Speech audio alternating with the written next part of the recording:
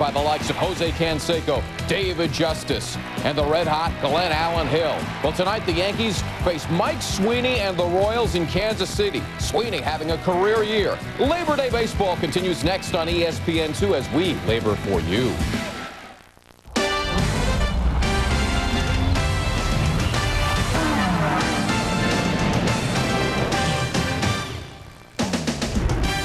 Derek Jeter and the Yankees now have a 5.5 game lead atop the AL East. They will try to add to their pad tonight in Kansas City. Happy Labor Day, everybody. Larry Beal with you in the ESPN Major League Baseball studios. Let's check the labors from earlier today. These guys didn't have the day off. Boston over Seattle 5-1. Pedro Martinez went 8 for 11, didn't hit a batter. Oakland crushed Toronto 10-0. They bombed the boomer David Wells, denying him his 20th win. The Indians beat Tampa. Kenny Lofton's scoring streak ends at 18. Dave Burba wins his 13th. Let's look at the AL wildcard situation. Cleveland's victory means they stay 2 up on both Boston and Oakland. Toronto falls 3.5 back. Detroit and Anaheim, they got a very much an uphill climb. More baseball over on ESPN at 9 Eastern. We have the Pirates and the Dodgers for you. LA 6 back in the wild card chase. Going to be very difficult for them to catch the Giants, who won earlier today. Up next, we are off to Kauffman Stadium. Dave Barnett and Rick Sutcliffe, the Yankees and the Royals. For the first time in about 6 weeks, blessed relief from the heat here in Kansas City, as Labor Day around the major leagues continues with this matchup between the New York Yankees and the Kansas City Royals, who tonight open a 4-game series. And I welcome you to Kansas City and hope your Labor Day has been a great one so far. Dave Barnett along with Rick Sutcliffe. Haves and have-nots to be sure when the Yankees play the Royals, but the thing about these have-nots from Kansas City is they have some of the best up-and-coming young sticks in baseball. Johnny Damon, Jermaine Dye, Mike Sweeney, and the man who may be the Rookie of the Year this year, Mark Quinn. They will take on a guy in Andy Pettitte, the left-hander for the Yankees, who has been right there with Pedro Martinez and Greg Maddux since 1996 among the winningest pitchers in Major League Baseball. Rick, why do I think that people who see that will be surprised by the company that Andy Pettitte's been keeping? Because we were both certainly surprised when we saw that. How has this happened? Where are the Cy Young Awards for Andy Pettitte? Well, how it's happened is the fact that, first of all, he's left-handed. That certainly helps. You see more right-handed pitching. Second of all, and most importantly, he competes. 6'5", 225, big, strong. How does he compete? How has he averaged 16 wins the last 5 years? Well, it's location and rotation. He can rotate the breaking ball, both curveball and changeup. Movement to both sides of the plate. Command, location of the fastball. In and out, along with movement. The scouting report the Royals have on Andy Pettitte is you're not going to know anything until the first or second inning, because he goes with his strength. Forget your weakness. He's going with his strength, and he has so many pitches, Dave, he simply doesn't know what that's going to be till the game starts. All right, and Andy Pettitte pitching for Joe Torre, who in his 5th season at the helm of the Yankees, going for his 477th victory as he begins this series against the Kansas City Royals with this lineup. Derek Jeter remains in the leadoff hole as they try to get Chuck Knobloch healthy, and there are some good signs in that regard. Jorge Posada, the best number 2 hitter he has on the roster except for Jeter. And then you've got O'Neill, Williams, Justice, and Martinez through the middle. Glenn Allen Hill, who's cooling just a bit at DH. Luis Sojo, and at the bottom of the order at third base, Scott Brocious. And on the mound is the fireballing Japanese right-hander for Kansas City, who's been hot lately, Max Suzuki. What a great story this is. Came over from Japan. He was a clubhouse kid in the Cal League in 1992 for the Salinas Ball Club there. He threw batting practice every day. The last day of the year, they asked him if he wanted to pitch an inning. He said, I'm a little bit nervous, but they talked him into going out and doing that. He pitched well. The next year they asked him to camp, and now he finds himself on the mound facing the current world champion New York Yankees. Defensively behind him, well, it starts in center field with a guy named Johnny Damon, who replaces Carlos Beltran, last year's unanimous Rookie of the Year. Played center field for the Royals last year. When he got hurt, Damon went to center field, and possibly this year's Rookie of the Year got the opportunity to play. That would be Mark Quinn in left field now that Damon's in center field. And Derek Jeter stepping in, ready to get Labor Day baseball in Kansas City underway. .325 average, 7th in the American League, over 100 runs again this year. Mike Fichter umpiring behind the plate. Rocky Rose at first, Ian Lamplugh at second. John Shulock is the third base umpire. Max Suzuki at 8-7, 6th best earned run average in the American League. Just a shade under 4 at .394, and he starts ball 2 and no strikes to Derek Jeter. Fastball 90 to 95 miles an hour. The only question about Suzuki is why does he try to be too fine? Derek Jeter's going to take a look at that first pitch fastball. Why not throw it for a strike? He missed with it. He missed by more with the second, and he almost completely missed the catcher with the third. Derek Jeter had a cold spell earlier in the year, but that ended August 12th. And with Knobloch still rehabbing the sore elbow, he hits in the leadoff spot for the 21st time this year, as Suzuki finally hits the knees with a strike.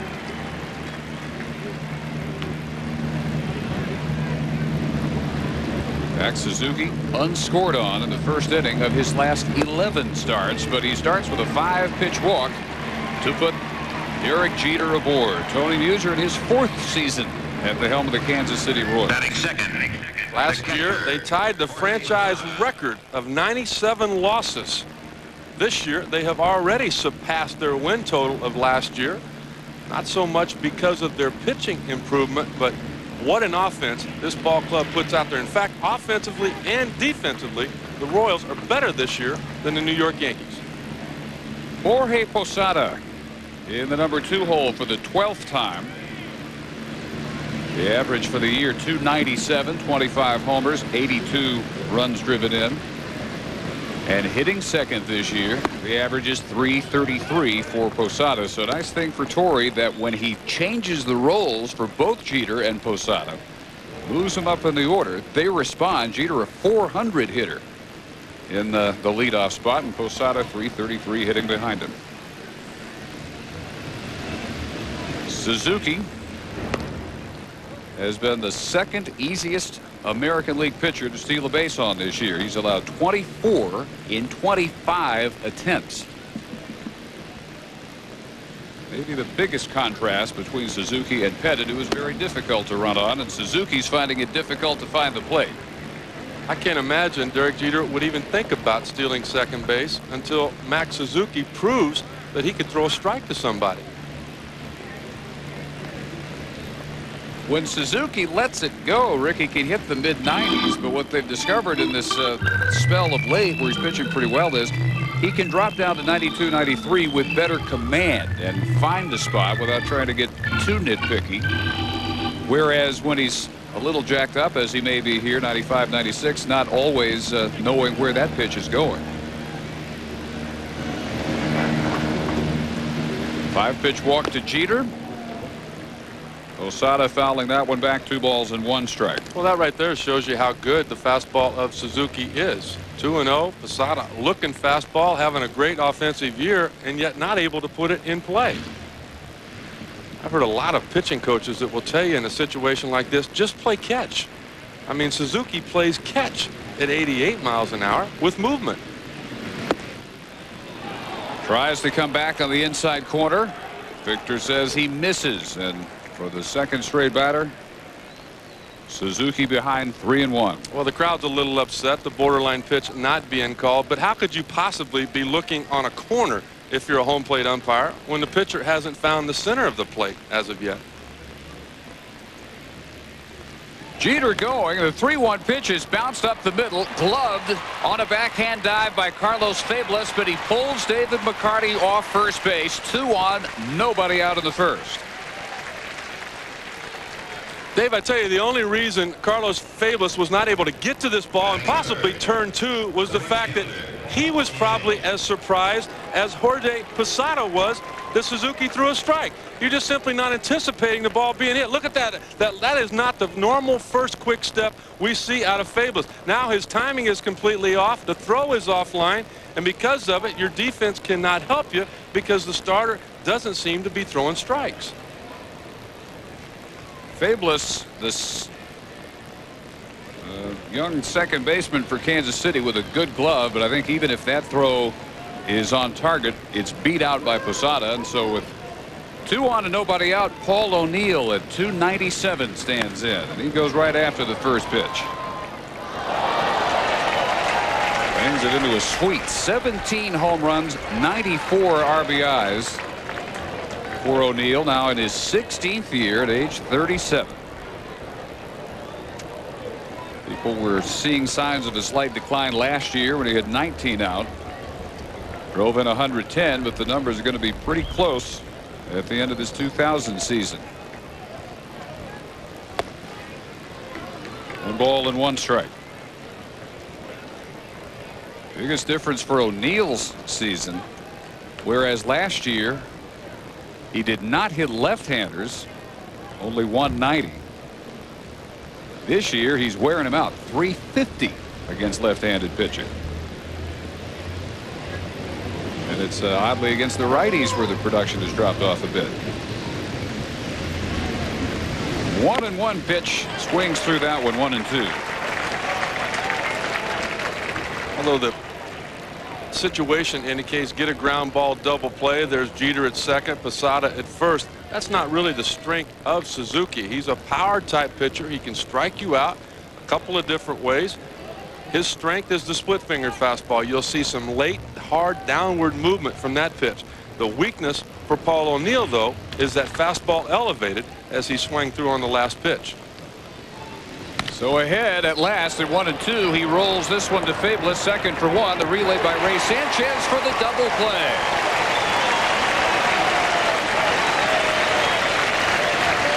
Jeter moves on to third, but a huge pitch by Suzuki. Suzuki goes with the splitter. Look at the downward movement right at the end. You catch O'Neill reaching. Fabulous's timing is just off a little bit. I mean, that was not the throw that we normally see from him. Takes him a while. Normally that right foot would have been behind him as he caught the ball, but he was able to get it to Sanchez, and what a calming influence the veteran Ray Sanchez has been for young Carlos Fabulous. He doesn't care. Just get me the ball. I'll turn it over for you. Even though Posada was all over him trying to take him out, the double play still turned. Still has Bernie Williams to deal with, and he can't catch up to the 93-mile-an-hour heater. Williams at 310, 28 home runs, 1 off his career high, and 111 runs batted in, which stands him 5th in the American League. Only 4 off his career high for RBIs. That one bouncing. Catcher Hector Ortiz. Jeter to worry about, handles this one nicely. Well, you've got to have a lot of confidence in your catcher to even throw that pitch from Suzuki. He knows his command is off right now with everything, but in particular with that splitter, when you miss, you're going to miss down like that. With a runner on third, it's a gift if you don't have a defensive guy like Ortiz to keep it in front of him. Makes him do it again, this time going to his right. Look at the footwork right here. Look at how the legs are spread. That tells you right away it's going to be something off speed. The reason catchers do that, it helps them get down quicker. If their feet are close together, then they've got to widen them before they go down. Ortiz fundamentally outstanding on the last 2 pitches. 30-year-old rookie catcher Hector Ortiz. Keeping Jeter at third. The 2-1. Tries to go up and away. Misses at 95 miles an hour. Different New York Yankee offense without Chuck Knobloch at the top of the order. He's always a guy that will work the count. Well, Jeter did that, but then you throw Posada in the second spot. Well, he swung at what could have been ball 3 on a 2-0 count. Paul O'Neill up there swinging on the first pitch. 4 batters. He's gone 3-1 to 3 of them. Finds the outside corner to run Bernie Williams full up. And the only reason home plate umpire Mike Fichter would be looking for that is the fact that they just turned a double play. All right, maybe he'll settle down. Now he'll start making some pitches. I mean, umpires sometimes get caught guessing just like hitters do. They don't anticipate the ball being thrown in the strike zone. And when you've got a guy that's been all over the place like Suzuki has here tonight, Well, you're not looking for a strike. Your first inclination tells you that it's going to be a ball. Now the 3-2 to Bernie Williams is bounced foul. Max Suzuki, 8-7 coming in, has never had a winning season, even in the minor leagues. Made 3 stops last year. None of them very impressive. Didn't even pitch a brief 4 or 5 day period with the Mets. They got him from Seattle in exchange for Allen Watson. Put him on waivers. Kansas City picked him up, and he works through a troublesome first inning. He walks Jeter, allows the infield hit to Posada. O'Neill with the double play, Williams with the strikeout, and the Royals coming to bat. Emerging unscathed from the first, and now the Royals will send one of the best young offensive attacks in baseball up against the 28-year-old left-hander Andy Pettitte for the New York Yankees. The last 6 weeks or so, people here would love to jump in those fountains. It's been over 100 many times in that period, but nice cool breeze blowing in today. Johnny Damon, hot as anybody since the All-Star break, a .416 average, followed by Ray Sanchez, Mike Sweeney, All-Star starter Jermaine Dye, and then the likely American League Rookie of the Year, Mark Quinn, Joe Randa, Dave McCarty, Hector Ortiz, the catcher, Carlos Fables batting ninth, and Andy Pettitte going for the 17th win of the year. Joe Torre said his last start, it was criminal that he did not only get the win, which would have been his 17th and his 8th straight, but it was a criminal act that he got the loss. Left with the bases loaded, a 3-1 lead. Edgar Martinez hit a grand slam homer, and he picked up the loss. Hit it off Jeff Nelson, which wedged Nelson apparently a little further into the boss's doghouse. Headlines have emerged from that relationship this week. .327 average, 13 homers, 70 runs batted in. Pettitte unable to find the plate on his first 3 offerings. Both of these pitchers having trouble with the first hitter of the game. When you're down in the bullpen, you get your fastball ready to go. You get your curveball ready. You get the rotation on your changeup. The only thing you don't have ready is the ability to handle the adrenaline that happens when all of a sudden the crowd starts cheering. You realize it counts. Pettitte fighting back, and the count full. Johnny Damon, the major league's hottest hitter since the All-Star break. He was pretty hot going into the break. 92 hits in that span. A little blooper to left field. David Justice is there and has the first out. And the rest of the Yankee defense. Take a look behind Andy Pettitte. Always a strength of the New York Yankees. In left field tonight, David Justice, who has been a big lift offensively for the New York Yankees with what he has done with the bat, but also the fact that he has physically been able to play left field. Now Joe Torre can flip-flop Glenn Ellen Hill and Jose Canseco as that designated hitter and give the offense a better look. Ray Sanchez, the number 2 hitter. This is Canseco's night not to start. Glenn Allen Hill DHing for Torre. Sanchez hit .267, a homer, and 33 RBIs. This is the spot in the lineup that most agrees with Ray Sanchez. Hitting second behind Damon. .312 is his average. Excellent glove. Bounces this one just fair on the right side. Tino Martinez unassisted for out number 2. Talking with Mel Stottlemyre before the game about Andy Pettitte and what makes him so special. He said he just never puts himself in trouble. And what he means by that is what he did with the first hitter, Johnny Damon. Fell behind 3-0, and Pettitte just simply slowed everything down. He found the strike zone a couple of times and made Johnny Damon swing the bat. And because of that, did not give them the first 90 feet towards scoring a run. Mike Sweeney, another part of this young but dangerous Kansas City attack. Just turned 27 a few weeks back. He's at .336, 24 homers, 2 more than all of last year, and 124 driven in, 22 more than last year. A lot of people no doubt thought last year was the career year. Not even close. I love his philosophy on hitting, Dave. He says, I'm a hacker, I'm a free swinger, I'll admit it, but I am going to fill the zone with hacks. He's just saying, if it's anything near the strike zone, I'm going to take a good hack at it. Like that one, for instance. Bouncer up the middle is through for a base hit. It's actually not a bad philosophy for any hitter. You know, he's just one of those guys that loves to play the game of baseball. He was joking before tonight's game with starting pitcher Brian Meadows about a throw that he made to first that Sweeney got charged with an error. See the base hit, hard hit up the middle, a ball that was near the zone. Sweeney able to handle it. But he was laughing about the defensive play. He said, you know what, ever since you dropped that ball, he said, every questionable play, they just fire up an E3. You know, error Sweeney. You know, rather than holding that in and maybe creating some clubhouse chemistry problems, I mean, he brings it out in the open. He laughs about it. Because of it, this young team starts to develop.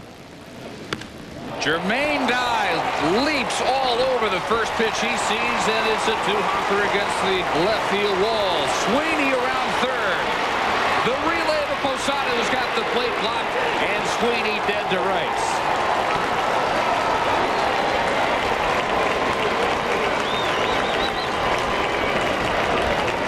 It is a double for Jermaine Dye, but they cut down the runner at the plate on a perfect relay and blocked by Posada. Get ready for the most exciting, fast-paced, pressure-packed new sports quiz show on television. It's ESPN's 2-Minute Drill, premiering September 11th. Hosted by Kenny Mayne. We're going to give away prizes or something. Have you got the answer? First pitch of the second inning to David Justice is a strike for Max Suzuki. Both teams threaten. Neither manages a run in the first. Took a double play ball for Kansas City to get out of the top half. It took a perfect relay on Dye's double to cut down Sweeney at the plate and keep it scoreless. 0-2 to Justice at 286. Tied for fifth. 34 home runs between Cleveland and New York, and next RBI will make it 100 for the third time in his career. Now to third base, John Shulock. 1 ball and 2 strikes. Mike Sweeney, the designated hitter tonight, holding his head in disgust there that he was not able to score, but he's got to give credit to the Yankees for the perfect relay. David Justice with 3 errors on the year. Take a look at it. Look how quick he turned. He knows that Jeter's going to be there. Jeter 2 hands on the ball, knows that the throw is going to be in plenty of time. 1 hops Posada as to not overthrow him. Sweeney doing everything he could to get there. Third base coach Rich Dower with 2 outs trying to force the issue. Didn't happen. Now Suzuki feeding Justice the splitters, and he keeps pounding him into the dirt. Suzuki last work Wednesday, got a win, turned into a nail biter, not through any fault of his. It was 8-7 Royals over Minnesota. He went 7 innings, gave up only 2 runs, and he won his 3rd straight decision. McCarty will handle the roller by himself.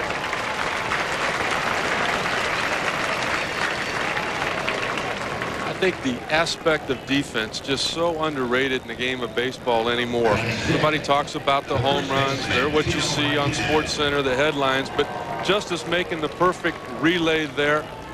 Ray Sanchez turning the double play is the reason this game is scoreless right now. Not the long ball, not the home run, just solid fundamental baseball. Your third base coach sending the runner, what, 6, 7, 8 times out of 10 is probably the right thing to do, because you're betting they won't make a perfect relay. Well, and you've also got 2 outs. You know, if you've got 1 out, nobody out, you're certainly going to look at it a little bit different. You've got Mark Quinn, a rookie, coming up against a veteran, Andy Pettitte, his first at bat. Is he going to get a hit? Probably not. So that's the third base coach's Rich Dower decision. And I agree with him. If Jeter's not perfect, you're safe. Well, he was. And it's Andy Pettitte. There may not be that many opportunities to score. But boy, it sure makes for a long night for a third base coach, because those fans down the third base line will not let him forget it probably the rest of this series.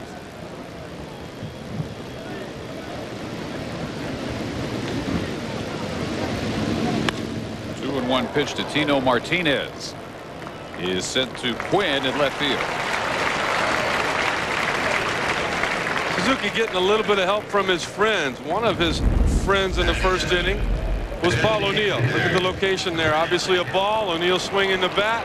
And then another friend, Ray Sanchez. Look at the arm strength there to make that happen. But more importantly there, a man on third and 2 out. A 3-2 pitch to Bernie Williams. He did not care if he walked Williams there. He knew that yesterday Dave Justice 0 for 4 with a couple of strikeouts. He said, if I'm going to go behind in this ball game, it's not going to be because of the bat of Bernie Williams. Dave Justice is going to have to do it. Now Glenn Allen Hill, the DH.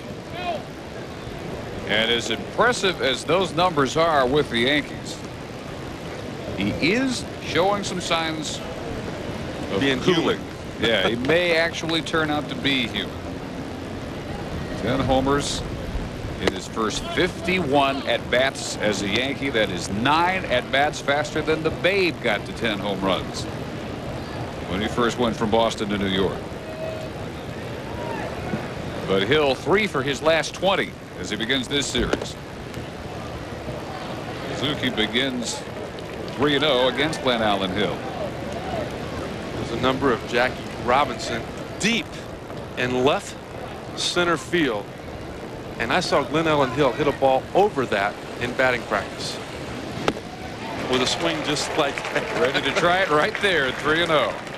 Mark Grace was telling me, Gracie, the former teammate of Glenn Allen when they were with Chicago earlier this year, that Glenn Allen Hill is even more impressive in batting practice than Sammy Sosa. Wow. Pretty impressive even missing here, 3-2. Well, maybe he needs to be in the home run derby next year then. Well, you got to be an all-star to get there. That will the way he's playing, he will be. First half like he's had the second half, no question he'll be there. The 3-2 wrapped hard but foul. He hit a 420-footer not long ago on a broken bat. Have you ever heard of such a thing?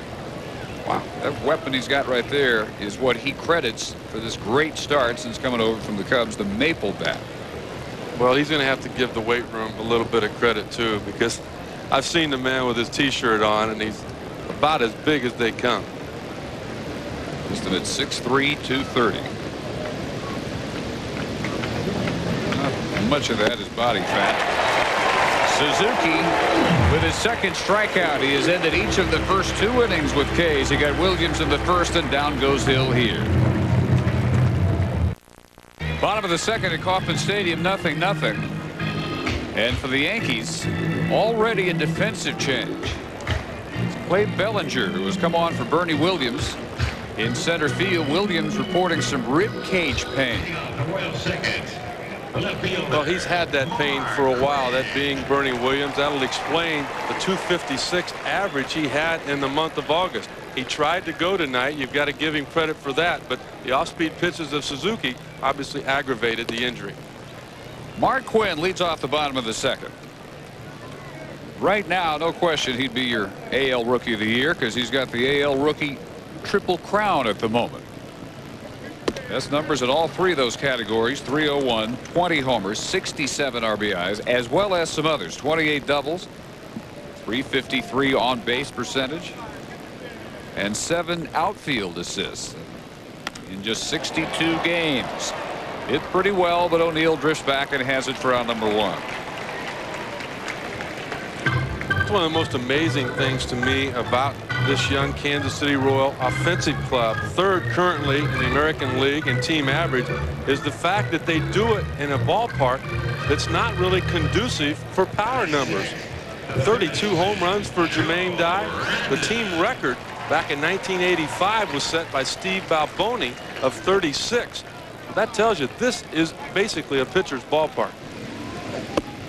Strike one to Joe Rand. It always has been. They have brought the fences in a bit over the last 5 years, and that's enhanced the offense.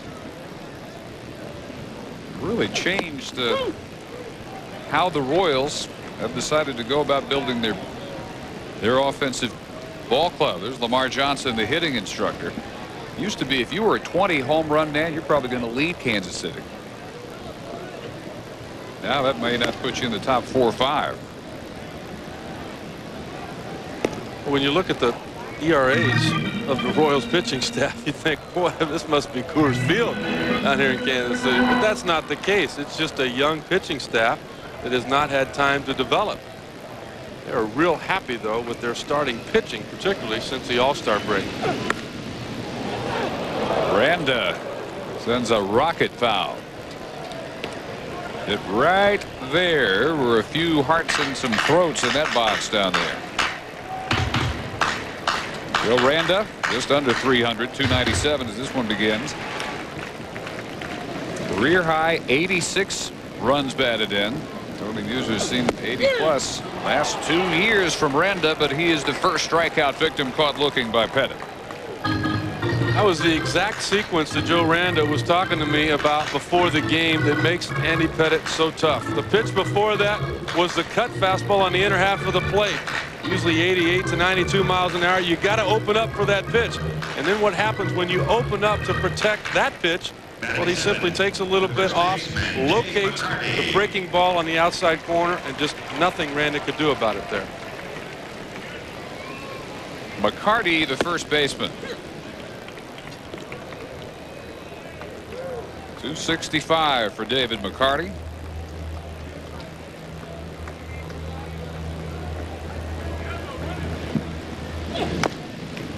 Bouncer at the plate against left-handers. He is 114 points better than against righties. 338 against left-handed pitchers this year. 224 against righties. So Muser has him in the lineup, batting 7th. And he sends a chopper, which stays fair for Brocious. Martinez with the stretch to complete a 1-2-3 second inning. And in Kansas City, we remain 0-0.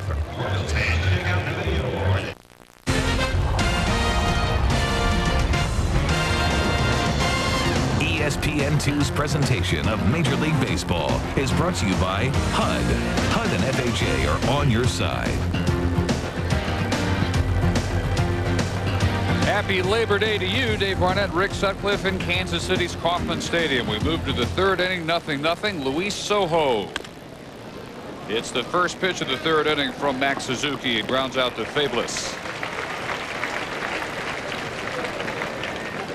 Bernie Williams got one at bat left with a sore rib cage. Well, you can take a look at the very first swing. Watch him almost just grasp for air right there as he finished that swing.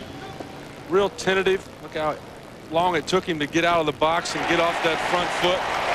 And you got to give him credit for trying to play with that pain, but he's just simply not at 100%. Strike one to Brocious. So in the last half inning, he was replaced in center by Clay Bellinger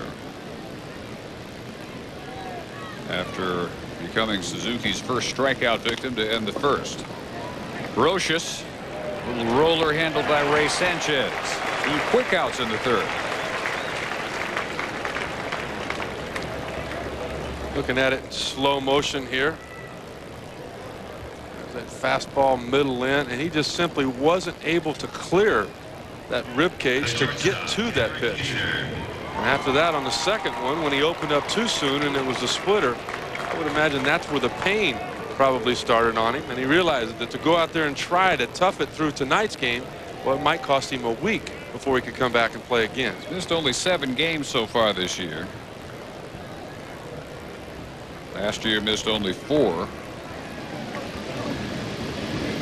Back to the top of the order, and Suzuki, who was falling behind everybody first time he saw Jeter and ended up walking Jeter, gets ahead of him here.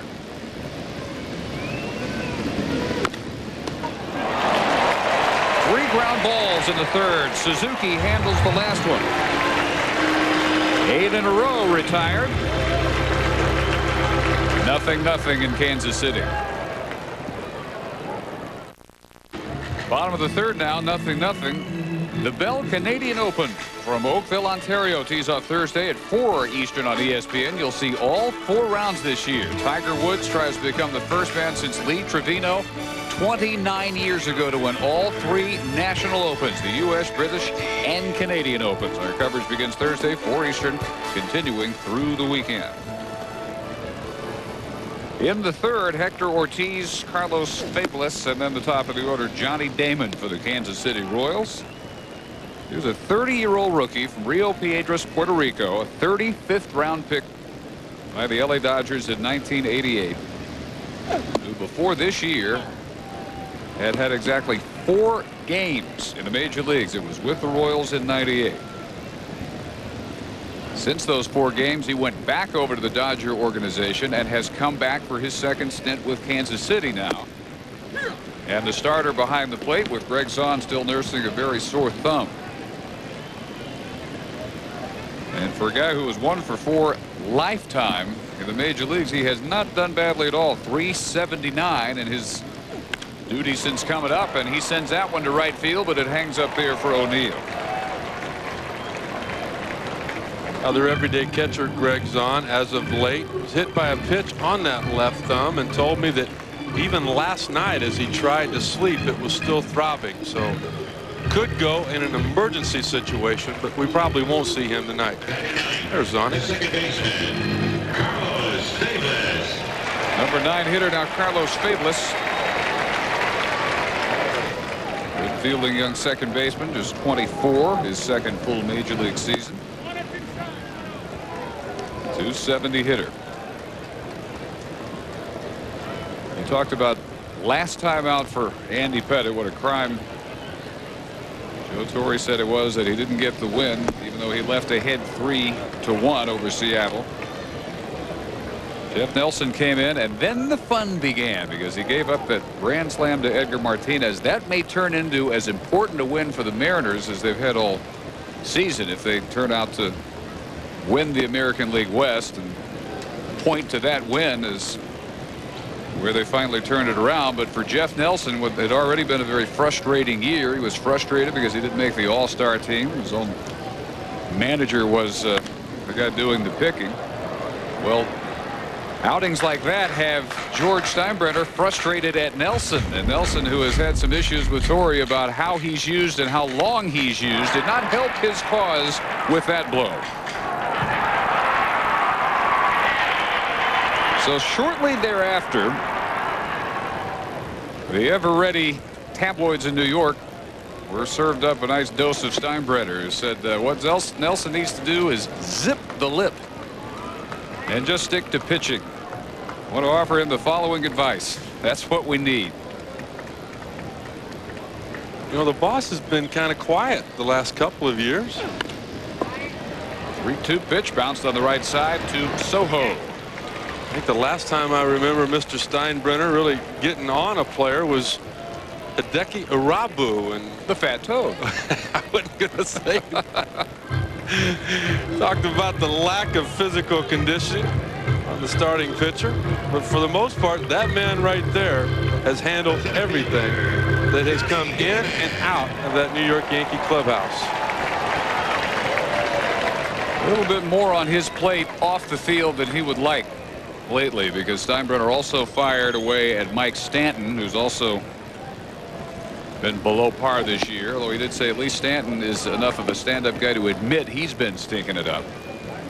But I think what really raised eyebrows in that clubhouse, and for anybody who's followed the career of Chuck Knobloch, was for Steinbrenner to infer that maybe he's not as injured as he's letting on. And right elbow, both Knobloch and Torre said this afternoon, is coming along to the point that he is now just about ready for defensive duty. He was activated a couple of days back, and he's been there for pinch running and pinch hitting. But now you can get to the point with Knobloch where you can pencil him in at second base. And what he took exception, talking about Knobloch now, was the fact that he says, I've been a 10-year major leaguer and never been on the DL. Now I'm on once. And here's my owner questioning my motives, whether I really want to play or not. Slow roller, barehanded. Soho makes it a 1-2-3 third for Pettit, who has retired his last 6 in a row. A ground ball battle between Pettit and Suzuki. I'd say that the TiVo's been a real godsend for me. I'm in a high-stress profession. When I get home, television's my salvation. TiVo let me create my own TV network, so I can watch what I want when I want to. It's my way to forget about the day. What do you like to watch? Mainly cop shows. Get a close on this guy. He's going away for a long time. We move to the 4th. Posada, O'Neill, Bellinger due up for the Yankees. 0-0. And a fine defensive end of the last half inning. Take a look at Andy Pettit hustling all of the way. You can't assume that that ball is going to be hit to the second baseman and your first baseman is going to stay home. If Tino Martinez would have broke to make that play and Pettit does not get there, then there's nobody to throw the baseball to. So a good reminder for young pitchers is don't assume. Just simply hustle over there, and if you're not needed, pull up like Andy Pettit did. PFP there, pitcher's fielding practice. Go over that over and over and over again in the spring, don't you? Oh, you just get sick of it. I'll never forget my very first spring training. I'm an 18-year-old kid out of high school. I'm down there with the Dodgers. Walter Alston's the manager. Tommy Lasorda's the coach that's hitting the ground balls. I'm in line with Don Sutton and Tommy John. He hits the ground ball to first. There's Steve Garvey, and I go running over there. I'm busting to get there, and I trip and fall. And I do a header, and I had to go to the trainer's room because I had skinned both of my elbows up, and they had to cover them. My very first PFP. Well, you recovered.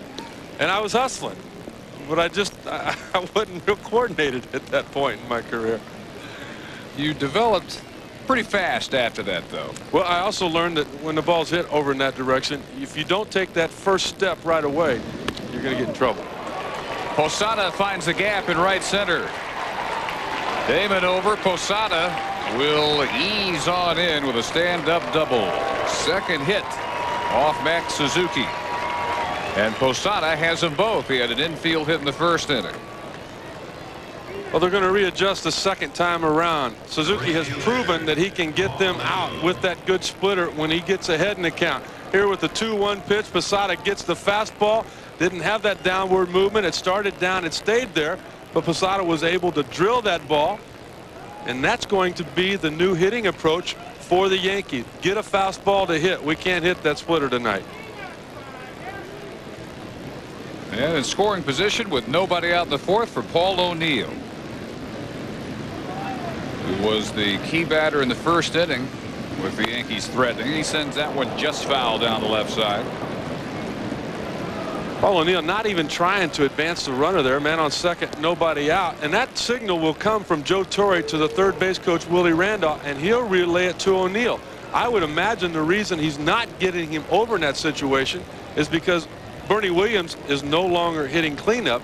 It's Clay Bellinger back there. So if he were to advance him with the ground ball, well, there's a good chance Suzuki might be able to keep Bellinger on the infield. Obviously a lot more so than he would have been able to Bernie.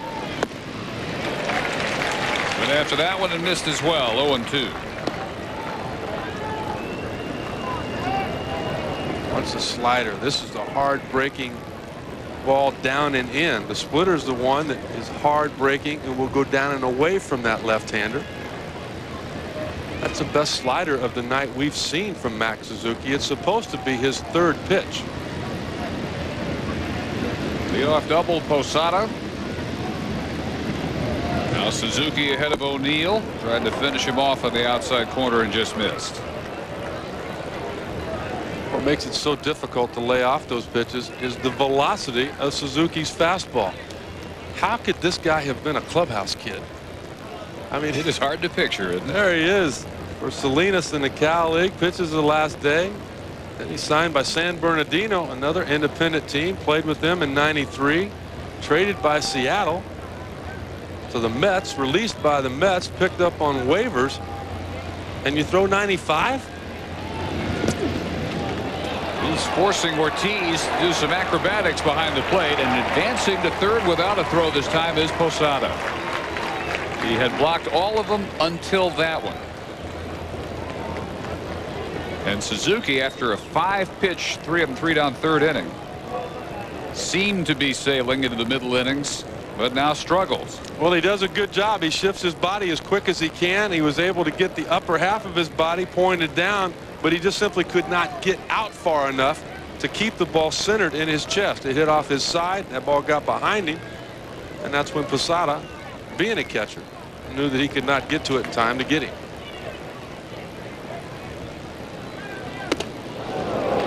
High and tight here, runs the count full.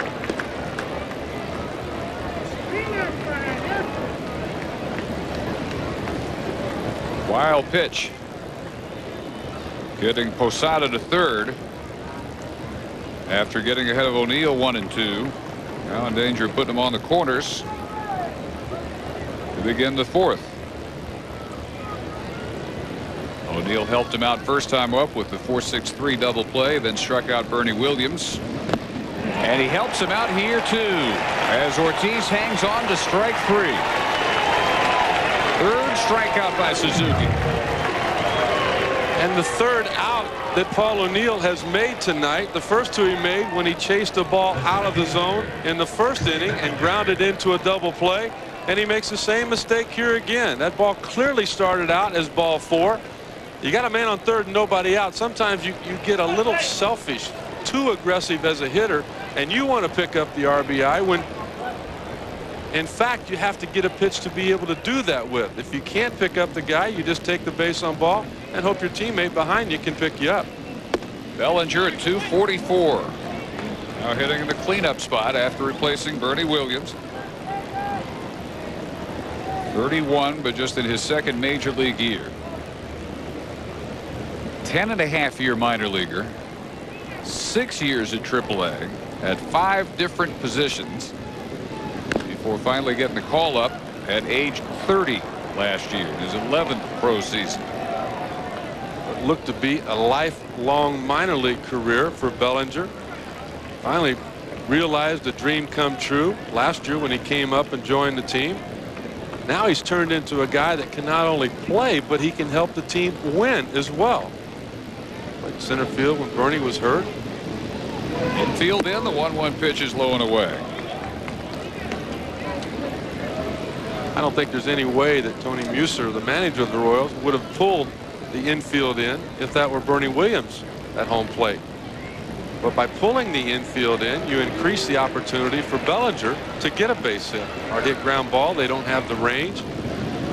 Kind of a bloop, a little pop-up. Be tough for them to get back to get. 3-1. David Justice in the on-deck circle. So the absence of Williams, Rick, already causing changes both ways with the approach of O'Neill. No longer backed up by Williams hitting behind him. But it's the approach of Bellinger that's been the key to this at-bat so far. We'll see if he can continue it all the way through the at-bat, but not being selfish, not expanding the zone, looking like he's trying to get something up and out over the plate to drive the run in with. Hits it hard left side. Is it fair or foul? It is foul. Barely.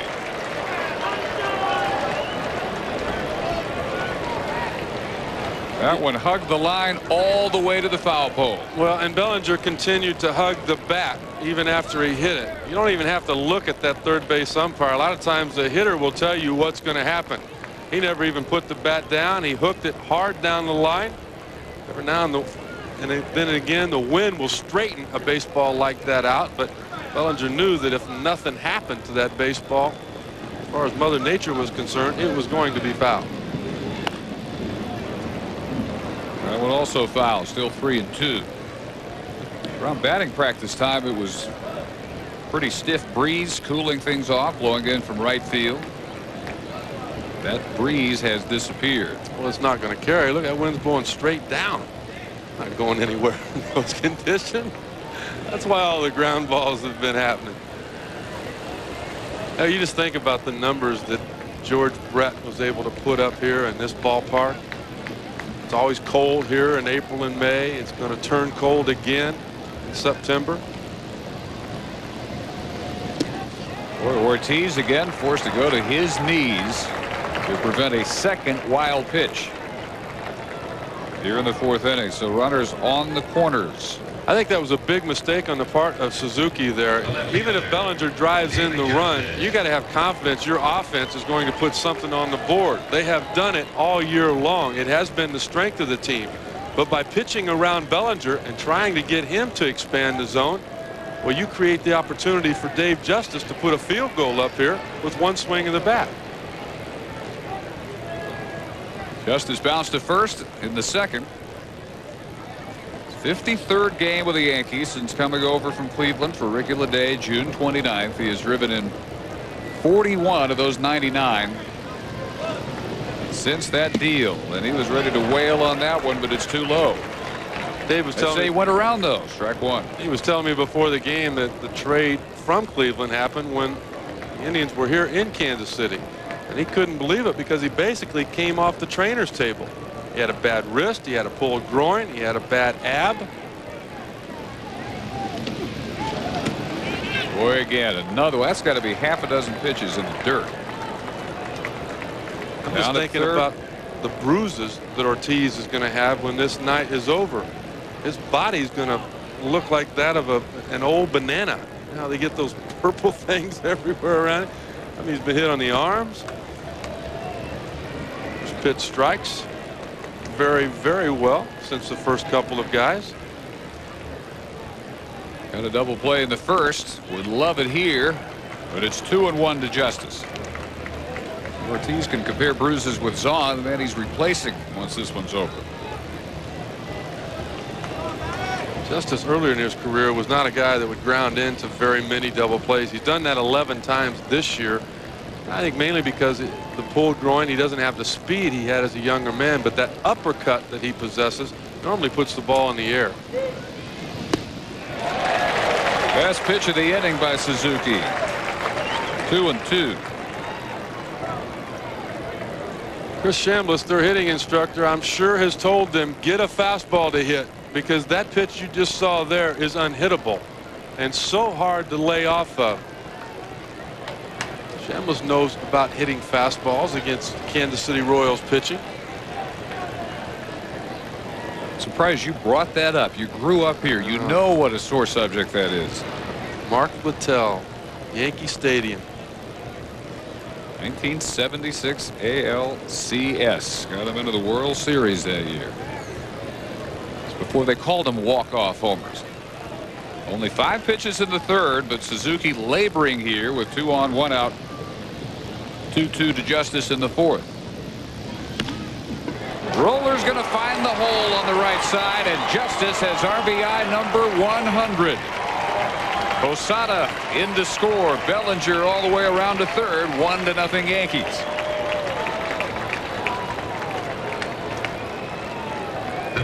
Suzuki put himself in this hole by the wild pitch, allowing the runner to go to 3rd. Now he could not bounce that splitter as often as he would like to. He had to elevate it a little bit here. 2-2.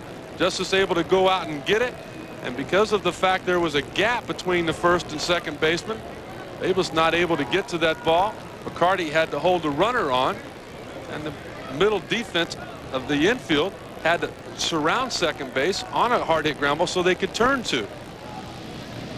Now he's got Tino Martinez still with 2 on, 1 out. 1-0 New York. Dave Justice at first with his 3rd 100 RBI season of his career. And his 42nd in just a little over 2 months as a Yankee. Slow chopper. Sanchez charges, has only the play at first. Bellinger comes home with a 2nd run. Can't help but think about when the Royals made that deal for David Justice. All of the talk leading up to his trade was about the Yankees trying to get Sammy Sosa, and they were trying to get Juan Gonzalez from Detroit. So publicly it was almost like a letdown. They couldn't make either one of those things happen. But Don Zimmer saying before tonight's game that Dave Justice has been everything and more that ball club needed. played well defensively, done everything offensively. And once again tonight, provides the first run driven in. Yeah, they didn't get Sosa and Gonzalez, but they got Justice and this guy. And even if either of those trades had gone through, it would be difficult for either Sosa or Gonzalez, as great as they are, to match the production of Justice and Hill. Well, I think that's the great strength, too, of George Steinbrenner, realizing the club was in trouble. Those guys you mentioned, he also picked up Luis Sojo, picked up Jose Vizcaíno, Luis Polonia, and a guy by the name of Denny Nagel. That's not bad. You'd like to start a season with that club, let alone pick him up in July. Nagel cost him, of course. Back out of play. Cost him prospects, among them minor league third baseman / Michigan Wolverines quarterback Drew Henson. How about that ball club? That's just since June they've added those names. A franchise like Kansas City looks and wonders if they could have afforded adding even one of those to their payroll. He's well over $100 million again this year. Now, you played for as opposite an owner as there can be from Steinbrenner on one end of the pole in Walter O'Malley with the Dodgers. Given your choice, would you rather play for a low-key type owner who's going to be very supportive, very hands-off, or a guy who's going to send the money coming year after year, keep you in contention, but maybe be in your face in the locker room a little bit and in the papers? I can't imagine there being a better owner ever than Walter O'Malley and his family. Not only the things they did for the players, but the front office as well. The one that comes to mind nowadays is John Morris of the Padres, and what a community-oriented type person he is. But the difference with Steinbrenner is that he does all these great things for people, but he doesn't want anybody to know about that.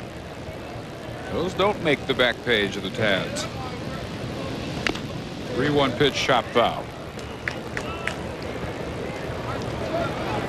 Really remarkable the way Joe Torre has handled George Steinbrenner, and also all of the possible problems in his clubhouse that he has. How do you tell Jose Canseco you're not playing? You know, how do you tell Luis Polonia you're not going out there and keep him happy? Torre has done that. He gets Glenn Allen Hill for the second time, his fourth strikeout, but the Yankees get two. We head to the bottom of the fourth. This ESPN Sports Center update is brought to you by Original Coors. Expect more from an original. Original Coors.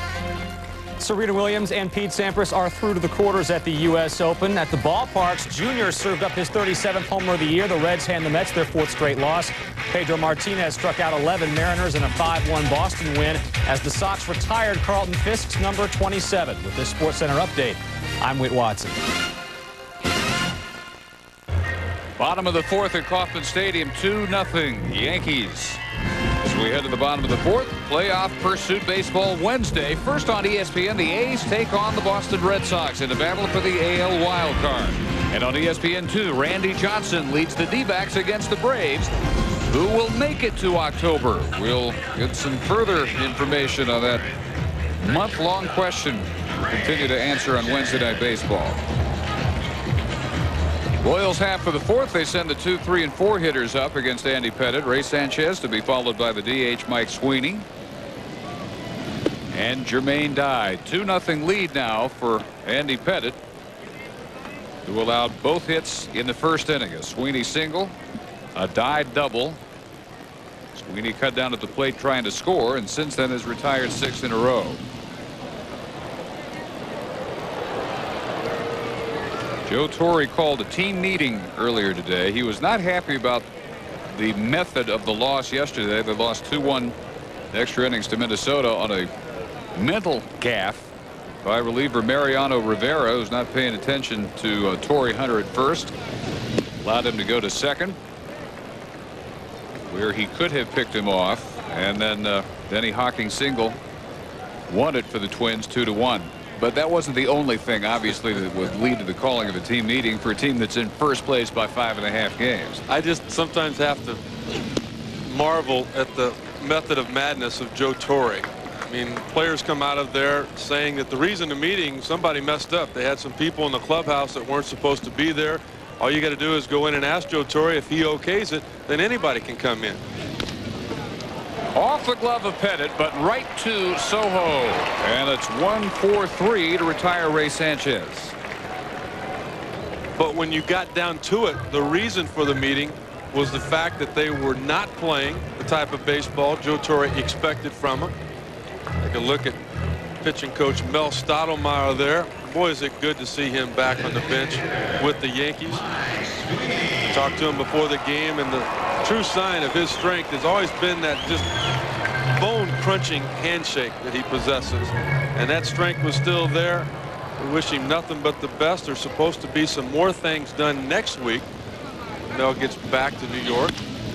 Sweeney bangs one through the middle and is 2 for 2. Just to finish the thought, we wish nothing but the best to Mel Stottlemyre and a quick recovery back to the bench with the Yankees. Absolutely. Hopefully he'll have the same success battling his condition that Joe Torre has had with his. Haven't had any success with Mike Sweeney so far. Sweeney's approach against Andy Pettit has been that to take the ball right back up the middle. And that way it keeps you from pulling off anything off speed away. And it keeps you from pulling anything off speed in foul. Jermaine Dye rocked him for a double into the left field gap back in the first. Add a point to the average, now up to 324.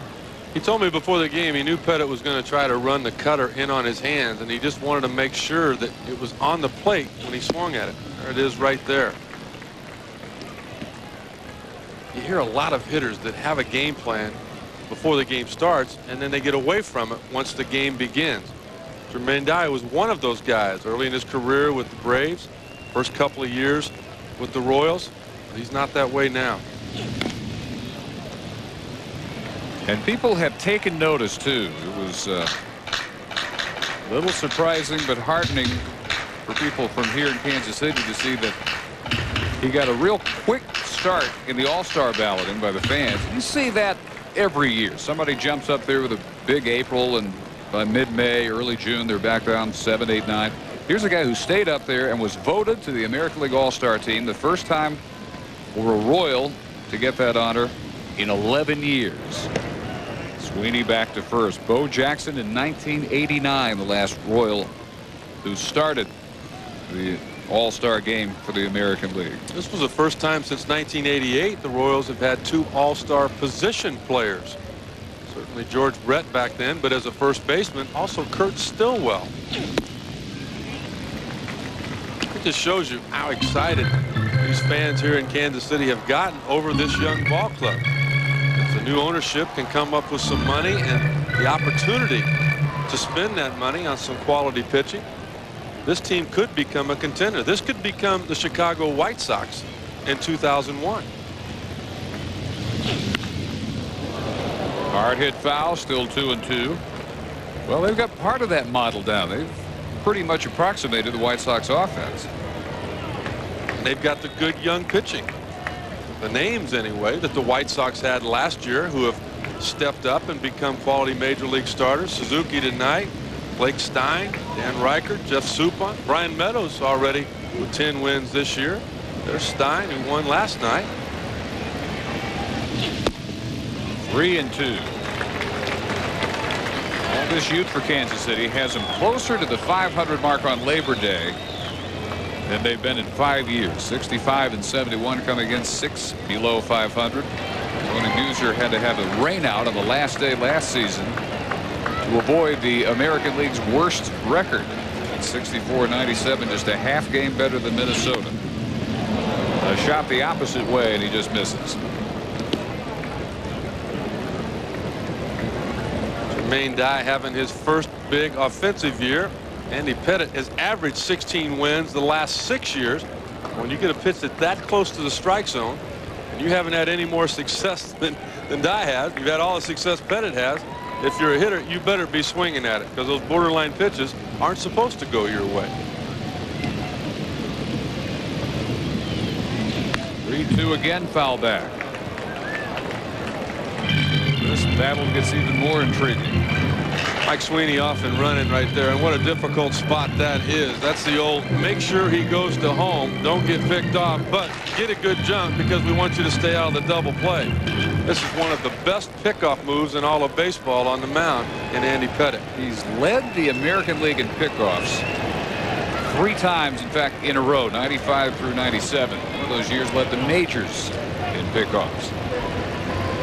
And they just don't run on him anymore. Only 5 of 8 teams trying to steal all season against Andy Pettitte. Pitchers out there give up 5 steals in 1 game. Another 3-2 pitch will be fair and tough to handle for O'Neill, who can't get there. Sweeney will put on the brakes at third this time as Jermaine Dye has his 2nd double.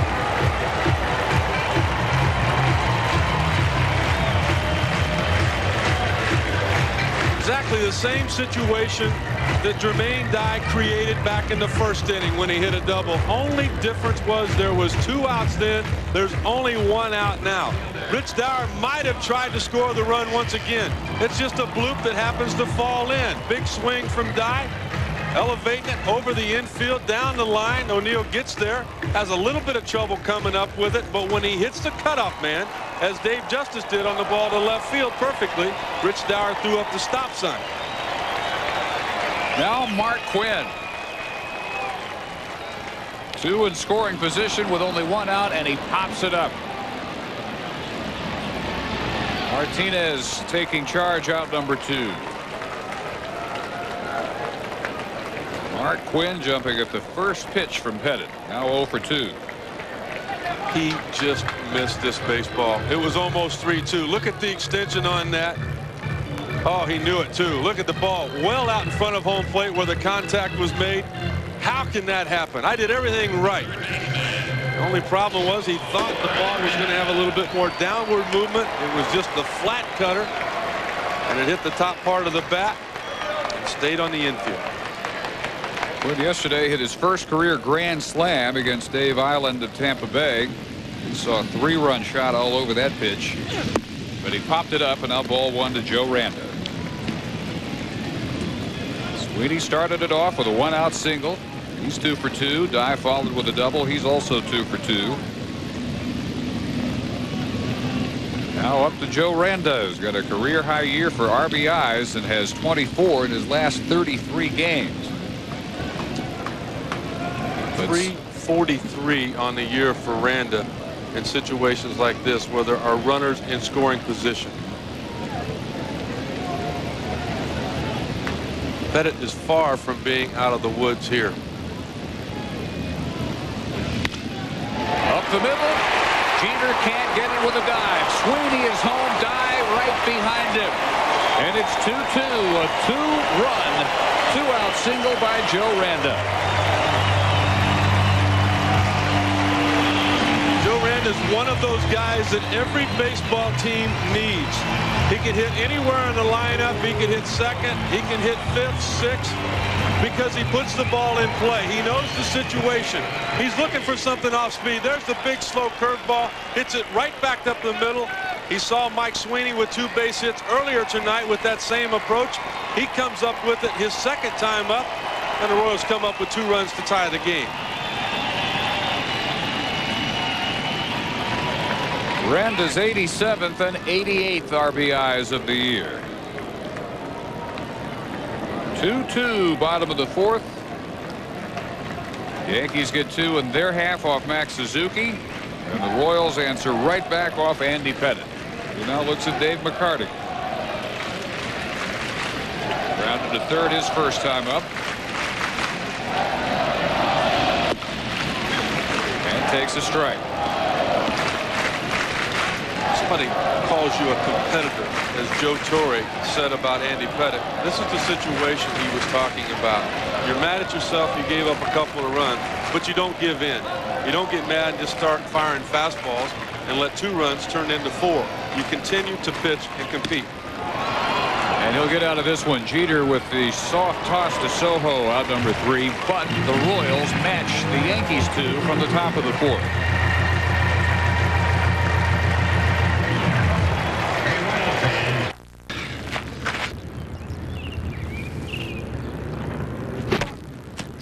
trying to make the major leagues? Log on to MajorLeagueBaseball.com to reach the major leagues every day. Video highlights on demand, live game audio. Make the moves in MLB's official online fantasy game. Grab the latest gear at the official store. MajorLeagueBaseball.com lets you be a part of the major leagues, and it may even help your game. To the 5th inning in Kansas City. Dave Barnett and Rick Sutcliffe, Soho, Brocious, and Jeter against Suzuki.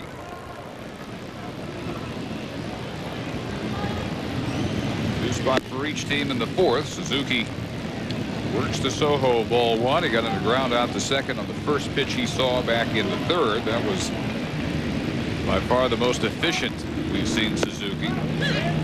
After a 5-pitch 3 up 3 down 3rd, he threw 30 before getting the Yankees finally out in the 4th inning. So 75 pitches and upwards. That's where it makes it so difficult on a manager like Tony Muser when you don't have a Mike Stanton and a Jeff Nelson to pitch that 6th and 7th inning. What do you do? Hope he gets Soho to pop up, as he does here. Sanchez giving way to Quinn. 1 out. If you're Joe Torre, it's an easy decision to make in that 6th, 7th, and 8th inning. You've had so much success with the guys before you. Mario Mendoza threw before the game today. Look at those numbers. Well, that's Mike Stanton and Jeff Nelson. That is what they've done and how much better they have done it than the counterpart Tony Muser's club has done. And that's what Max Suzuki has to look at. All right, if I'm Andy Pettitte, I throw up 2 more zeros, we score a run, I can hand it over to my bullpen. More times than not, Yankees win, I win. Well, that's not the case for Max Suzuki here. He's got to get it to the closer's hands, Ricky Bottalico, and even that's not a guarantee. You're not talking about Mariano Rivera there. But you are talking about a closer version of Ricky Bottalico to 3-4 years ago, when he was almost Rivera-like, one of the top closers in baseball. Well, he's been real good as of late for the same reason Suzuki has been good here tonight. First pitch, fastball, strike. Challenge him right there. Make something happen there. Because if they don't get you there, you go to your slider if you're Bottalico, the splitter if you're Suzuki, and you win. Brocious just trying to stay alive here. Got into short in the 3rd inning. Now 5 for his last 39, 7 for his last 56, and he was only at 233 when the game began. It's gotten past the point of a bad start, a slump. When you're a bad year. Yeah, that's exactly right. But you know what? Brocious was not brought here to do a lot offensively. I mean, you're talking about a guy that was the MVP of the '98 World Series, hit well in the World Series last year, and always plays good defense. So it's easier to leave a guy like that in the lineup if you're Joe Torre. Big drop off, but again, you point out they never expected him to hit 300. And the home run and RBI totals were down last year, but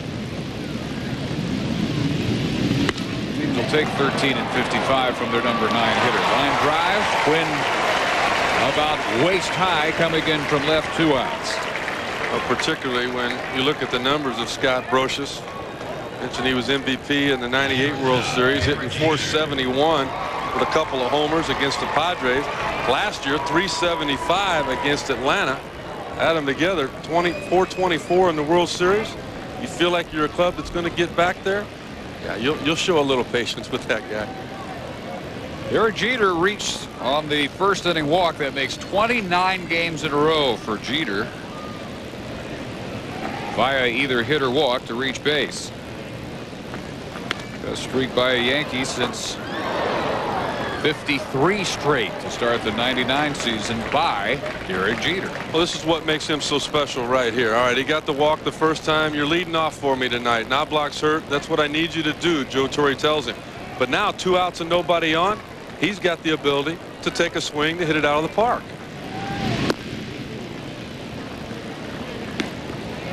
Thought about that one. Jeter still leading off.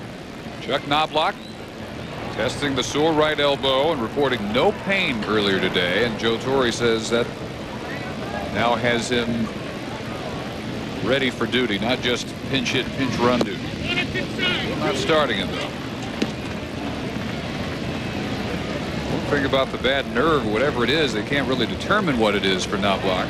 He's taken the spotlight off the throwing woes that he had the first half of the season. It's like to see him out there throwing, period. Allow Jeter to get back to his #2 hole, where he's a lot more comfortable, and allow Posada to get further down the lineup where he's more comfortable. Asked Joe Torre, why would you have Posada hitting second? He says, because if I don't hit him second, I've got to hit him 8th, and I don't want to hit him that far down the lineup. He's not going to hit in front of Bernie, O'Neill, Justice, Tino, Glenn Ellen Hill, or Canseco, whoever I DH with. Up the middle and through. 3 for 3 for Posada. Boy, what a tough problem that is, or for Jeter, I should say. Posada on the on-deck circle coming in now. What a tough problem that is for Torre. He has to move Derek Jeter up into his leadoff hole. I'm sure a lot of managers very sympathetic with the dire straits.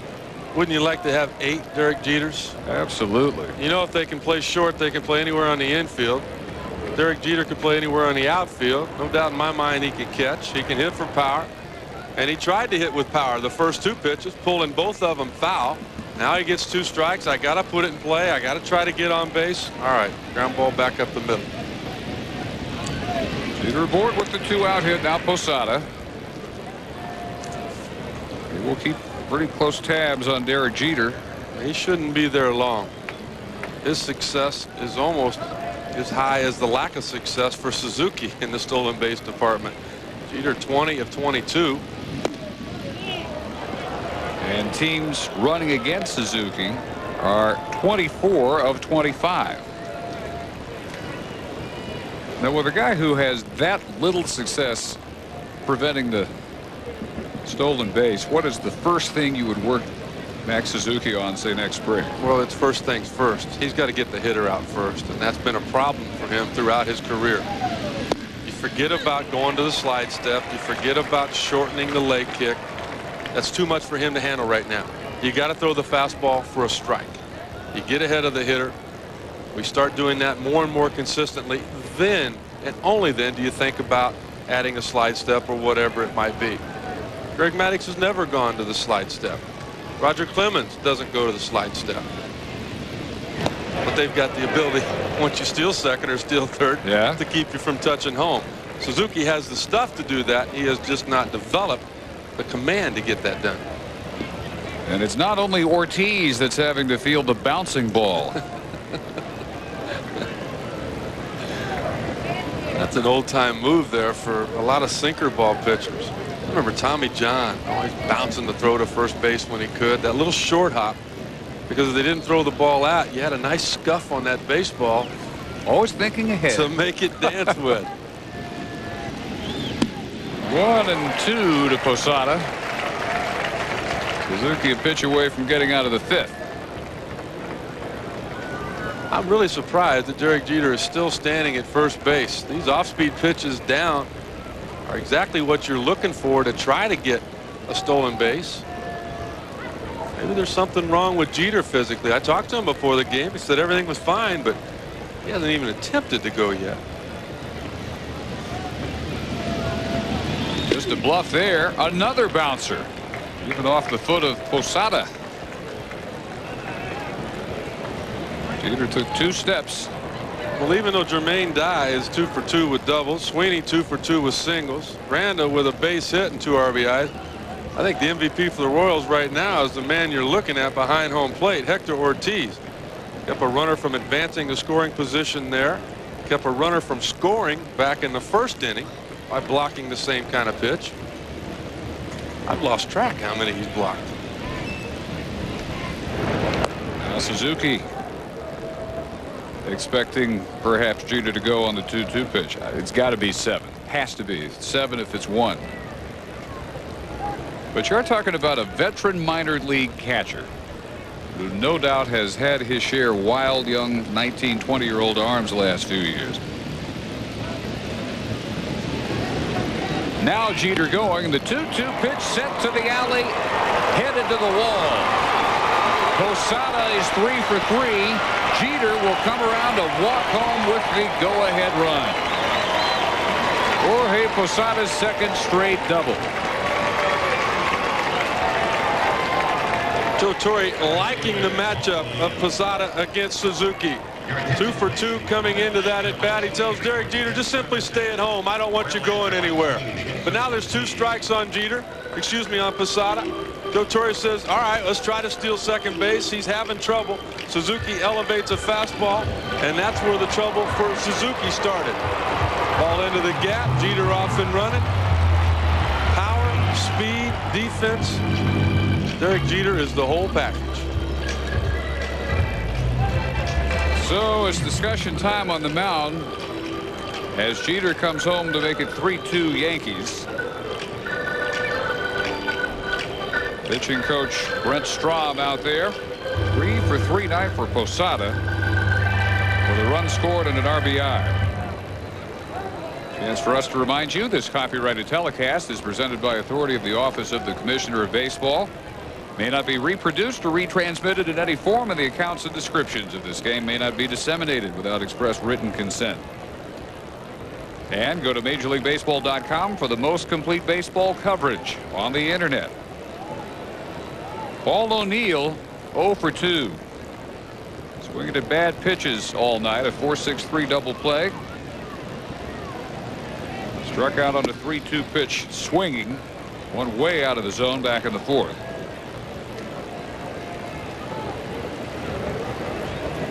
What are the odds you think Paul O'Neill keeps swinging at bad pitches now that he's seen so much of Suzuki? I think the odds of Suzuki continuing to throw those pitches should be pretty good. Again, Bernie Williams had to come out of the ball game, play Bellinger on deck.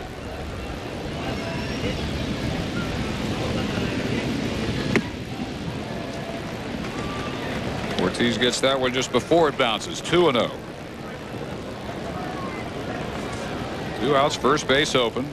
Working maybe carefully to O'Neill to bring up Bellinger. Headed toward his 100th pitch.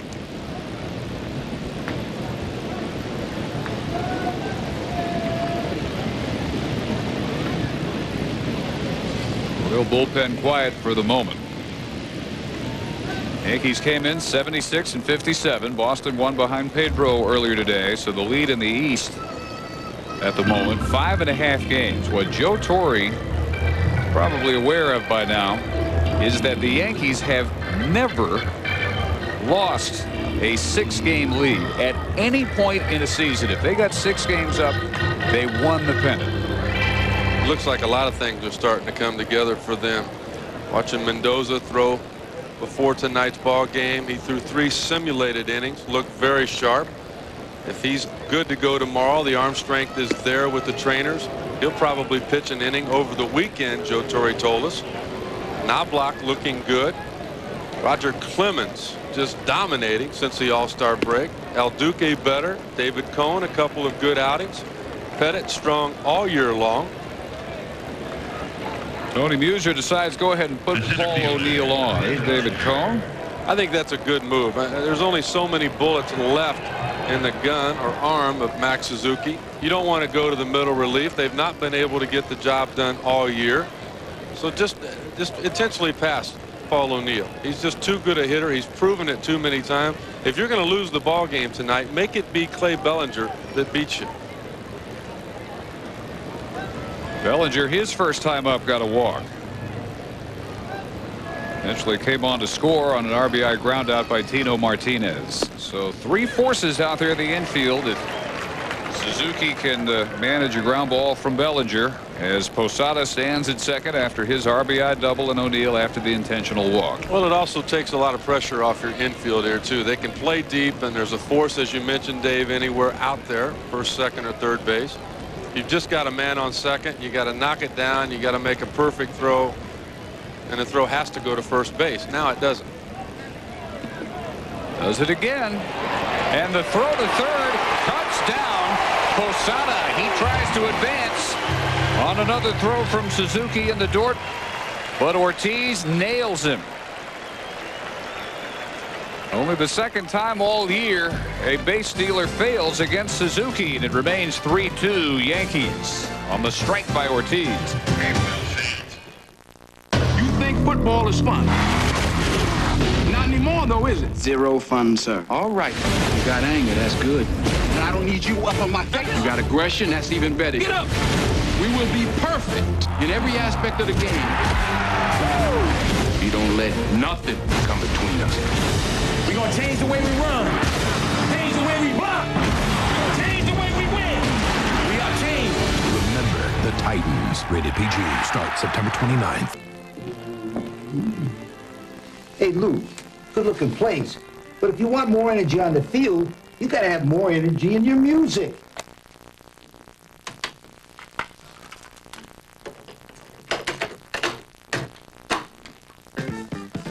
Well, that's good stuff. Hey, by the way, pull your tackle a little bit deeper. Good luck.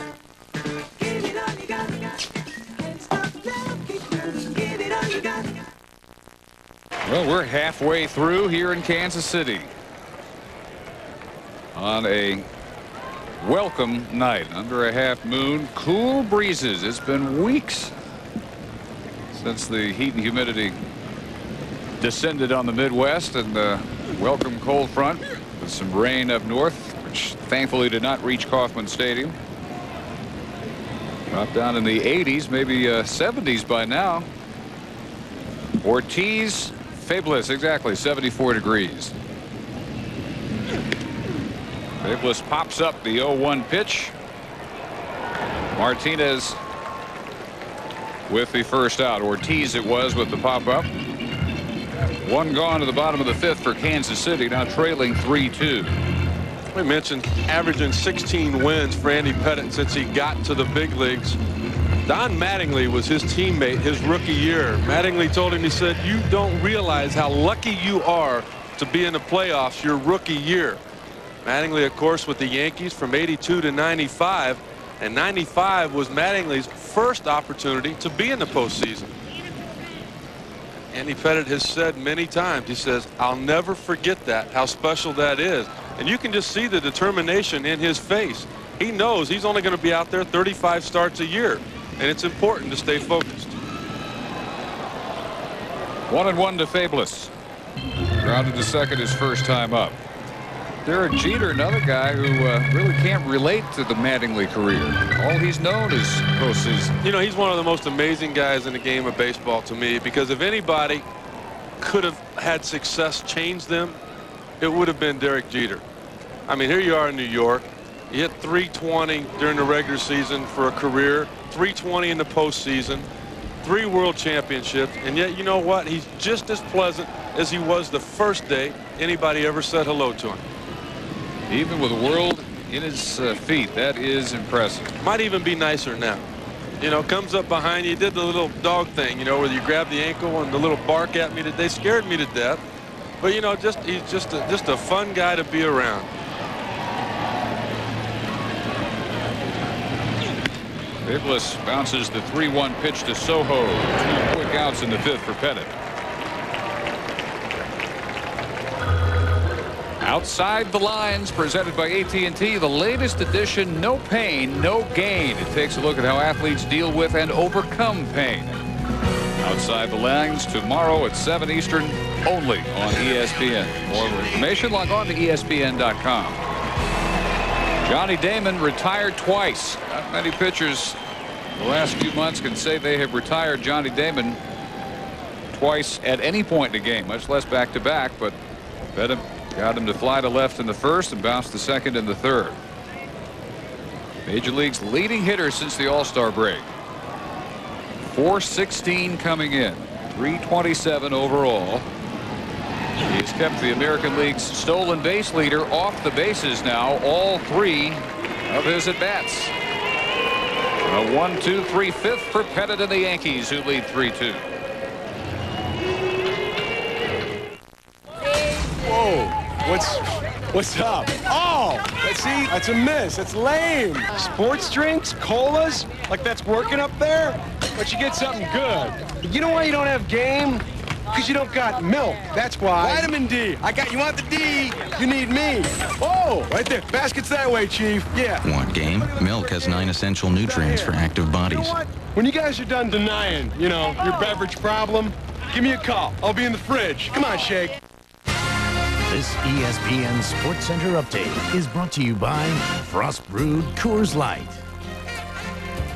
Serena Williams and Pete Sampras are both through to the quarters at the U.S. Open. At the ballparks, Junior served up his 37th homer of the year. The Reds hand the Mets their 4th straight road loss. And Pedro struck out 11 Mariners in a 5-1 Boston win as the Sox retired Carlton Fisk's number 27. With this SportsCenter update, I'm Whit Watson.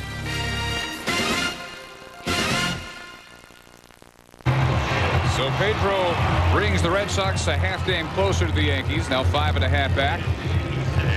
Blue Jays 7 out in the American League East. Not only have the Yankees never lost a 6-game lead, they've never lost a 3-game September lead, but Boston can cut into the lead further Friday night. Friday Night Baseball on ESPN matching Roger Clemens against his former team at 7 Eastern. Playoff pursuit is on. And a comforting thought for the Yankees to have the Cy Young version of Roger Clemens the last several times out. And that might have been part of the reason that George Steinbrenner had his outburst before they got to that series and were in a position where Boston could possibly even things up. Hey, let's wake them up now before we get to Boston and hopefully have a comfortable lead then. Bellinger into short center field. Fabulous has the first out. Roger Clemens got what has got to be the ultimate compliment before the game. You and I in Joe Torre's office with his old teammate Bob Gibson, who says there's one pitcher who reminds him of himself today. It is Roger Clemens. It doesn't get any better than that. Growing up here in the state of Missouri, watching Bob Gibson dominate all of those years, Bob Gibson changed the game of baseball. I mean, pitchers we have him to blame for that short mound, don't we? Pitchers should all be mad at him. It was bigger until he threw that 1.12 ridiculous ERA up. Slow chopper by Justice Fabulous. A little bit slow getting it out of his glove, but he still retires David Justice. 2 outs in the 6th. Busiest man on the field has been that man, Hector Ortiz. Well, Joe Randa has driven in a couple of runs tonight, but Ortiz has saved them more than a couple with his sparkling defense. You've got to want to block those balls to keep that from getting away from you. And the one that kind of got away from him a little bit was back in the last inning, and he was able to pick it up and catch his counterpart, Jorge Posada, trying to get to third. Right when you thought Suzuki was just about to run out of gas, the end of the night was near. Well, Ortiz bails him out with a great throw. Foul ball off the bat of Tino Martinez. Well, it took Ortiz 12 years to get this long a shot in the major leagues. Think he regrets it? Well, is this what it's all about? I was talking to the coaches of the Royals. How did this happen? How did you make a mistake on this guy? He's hitting, he's throwing, he's catching. They said, well, he made the mistake. It was just a bad physical conditioning program he was on until this spring. That one's deep to right. But Jermaine Dye is under it. The ball does not carry. No matter how it sounded off the bat of Martinez. Suzuki battles back a quick 1-2-3 6th inning. The playoff race continues. First, it's a battle in Boston. Giambi and the A's take on Nomar and the Sox in a crucial AL wildcard clash. Then, things heat up in the South as the D-backs head to Atlanta. Finley and Gonzalez, Chipper and Andrew. The NL's top teams slug it out. It's the road to the playoffs. Oakland, Boston at 7 on ESPN. Arizona, Atlanta at 7:30 on ESPN2. Wednesday. Larry Beal back in the studio updating you on the Pirates and the Dodgers, and Rick Sutcliffe can relate to this. Brian Giles with 9 at-bats against Darren Dreifort. 4 are homers, and this one happens to be a grand slam. It was 5-0 Pirates. Dodgers have gotten the run back. It's a 5-1 game. I can relate to that. It wasn't Brian Giles. It was several others.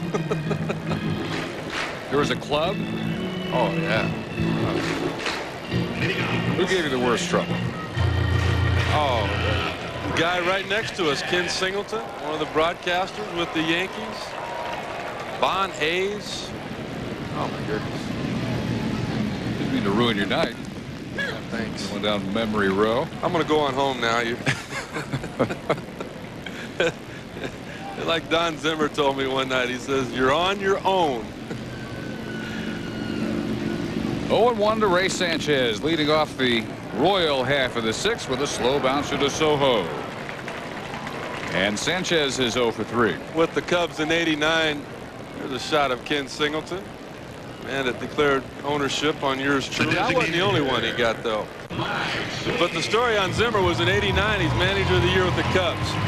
I'm really struggling after the All-Star break. Lost 3 out of 4. And he calls me in his office. He says, "I'm going to call all the pitches. You're not pitching in. You're not using your breaking ball. You don't know what you're doing. I'll call the pitches." I said, "Fine." 4 days later, Yankees were at Shea Stadium. Right before I got ready to go out to warm up, he calls me in his office. He said, "Look, you know what you're doing. I'm not going to call the pitches." I said, "Wait a minute." Foul pop, which will drift back about 3 rows. I said, 4 days ago, you're the smartest man on earth. I said, I don't even know their lineup. I said, "You're not bailing on me now." He says, "You want me to call him? I'll call him." Well, he throws me out of the office. The first pitch of the game, Joe Girardi's catching. He calls a changeup. I never throw a changeup to start a game. I looked down. All right, I'll throw it. Well, everything's perfect. 3 up, 3 down. Top of the 4th, 9 up, 9 down. 3 innings over with. Top of the 4th, we score a run, 1-0. Now they get a base hit. I walk a guy, a bunt single. Bases loaded, nobody out. Well, here comes Popeye out to the mound, right? You know that little run he had, and he jumped over the line. And he always put his hand up to his mouth when he was going to cuss because he didn't want it on television all the time. And he goes, "I got one thing to say." And there's Girardi with the mask up. I mean, we're waiting on him to help me get out of this jam. Bases loaded, nobody out. Darryl Strawberry at Shea Stadium in his prime. He said, "I got one thing to say. You're on your own." He had called every pitch. He goes running back to the dugout. Girardi and I are laughing. Harry Carey can't figure it out. He goes, "Hey, what's he laughing? This is a tough spot here." Well, Strawberry pops up, and the next guy lined into a double play. We get out of it. No run scored. Oh, Girardi and I come into the dugout, and they said, "Boy, we don't know if we're going to win or not, but we know one thing. We're on our own." Oh, that's great managing. That was our motto. I mean, if we were down by 2 in the 9th, everybody started saying that. Zimmer would tell us, "Shut up. I don't want to hear that." You know what? It was things like that that took that ball club into the playoffs. Got to know when to delegate. He wanted nothing to do with Strawberry. But neither did I. I didn't know what to do. 3-2 to Mike Sweeney, who has already touch petted for a couple of singles and has one of the 2 Royal runs. He scored the first in the 4th inning, followed quickly by Jermaine Dye on Joe Randa's 2-out, 2-run single. Sweeney is 3 for 3. And all Luis Sojo can do is turn his head and just admire Mike Sweeney at first base. He had positioned himself about 5 feet from the bag up the middle. All right, you've got a couple of base hits on ground balls up the middle. I'm going to take that away from you. Take a look at the pitch, the approach once again. Sojo just in the corner of your screen right there. Look where he starts. I mean, all right, you can't hit it up the middle. You can't get it by me unless you hit a missile. That's exactly what Mike Sweeney did. Sweeney, with 1 out, nobody on, tried to hit an extra base hit. Big swings, trying to pull the ball, hit it out of the park, tie it up. With 2 outs, just like Derek Jeter. I got to get on base. Goes right back up the middle and does. Jermaine Dye has doubled twice. Once to the gap in left. Last time up, dumped one down the right field line, fair by a couple of feet. Sweeney, with 3 hits tonight, now has tied his teammate Johnny Damon for 2nd in the American League, 179 hits. Both may be on their way to 200. Big at bat here, Dye, who came in at 323 with 106 RBIs. Not been Damon's night. He's 0 for 3. Sanchez, the number 2 hitter, also 0 for 3. Sweeney and Dye have been a different story for Pettit.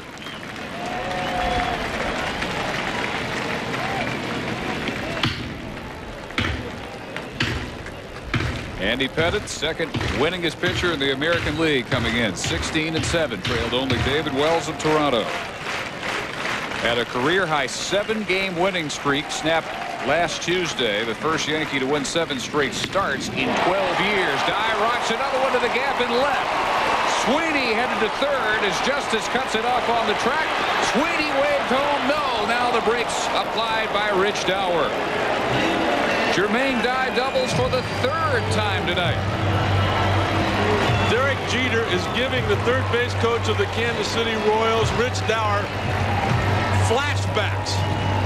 He remembered in the first inning, same situation. Sweeney on first, 2 outs, double from Dye, as we see here, and he sent Sweeney, and Sweeney was thrown out on the perfect relay by Jeter. Well, you make mistakes in the game of baseball, but what keeps you around is not making the same mistake twice.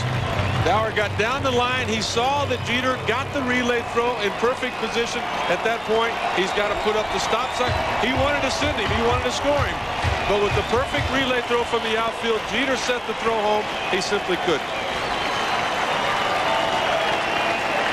Tying and go-ahead run in scoring position for Mark Quinn, having the big rookie year. And for the second at bat in a row, he swings at Pettit's first pitch. He popped it to first last time up. And that's just a mistake of a youngster right there. Just being too aggressive in this spot. I've heard great hitters, Tony Gwynn, guys that Edgar Martinez, talk about hitting with runners in scoring position. The great ones have the ability to slow it down. Youngsters like Mark Quinn in situations like this, it's almost like a 16-year-old learning to drive 55 miles an hour. Those white lines just go by you so fast that you can't slow it down and realize, all right, I need to get a pitch to drive in these runs before I can do it. The 0-1, quickly 0-2. On what should be a 2-0 count. He has helped Andy Pettit out all night. Well, you can blame Mark Quinn for being too aggressive, or you can give Andy Pettit credit for making the pitches, taking advantage of the youngsters' aggressiveness. Quinn has hit lefties hard all year. .372 average against left-handed pitchers coming in. Yesterday, his first career grand slam. Helping close out a series over Tampa Bay with a win. The 0-2, he lays off that 92-mile-an-hour fastball up in his eyes. Well, that's just to change the plane and the sight of the release point that Andy Pettit has to Mark Quinn. Now he sees something high up there. Now you hope that he'll give up on that pitch and take the backdoor breaking ball that he struck out Randa on earlier, or expand the zone on that breaking ball down as he did for the second strike. Pettit's 1-2, and on the fist, got him. Tried to check, didn't matter.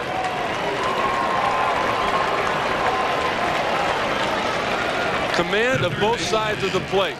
That's Andy Pettit. Fastball in, fastball away. Breaking ball in, changeup away. He has command of all of them. You never know from time to time what he's going to go with because of the different assortment of pitches he has. He knows that he could not have started Mark Quinn off with that pitch. But after he got him to lay off the high fastball, he said he's staying back, and he simply froze him on the fastball in. Only the second strikeout of Pettit. Liner short. Stop. Derek Jeter had Randa played perfectly, and nothing out of the Kansas City threat in the sixth. Still 3-2. Well, it's a double holiday for Royals first base coach Frank White. Not only Labor Day, but his 50th birthday. We wish him a happy. What a great ovation for Frank White here. Went up on the scoreboard. Fans remembering the 8-time Gold Glove winner for the Royals as a player. A fixture with this franchise almost from day one. You know, he was the first graduate as well from the Royals Academy that their owner Ewing Kauffman started. Opportunity to play baseball, continue your education. What a great program that was, and an opportunity for Frank White to make it to the big league.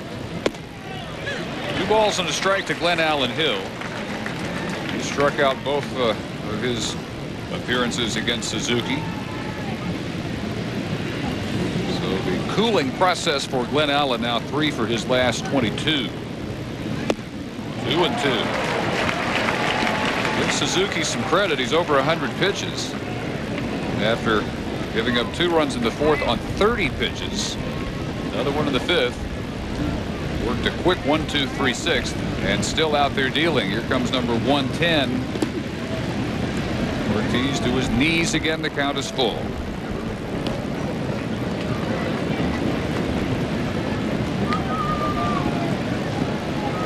Back Suzuki.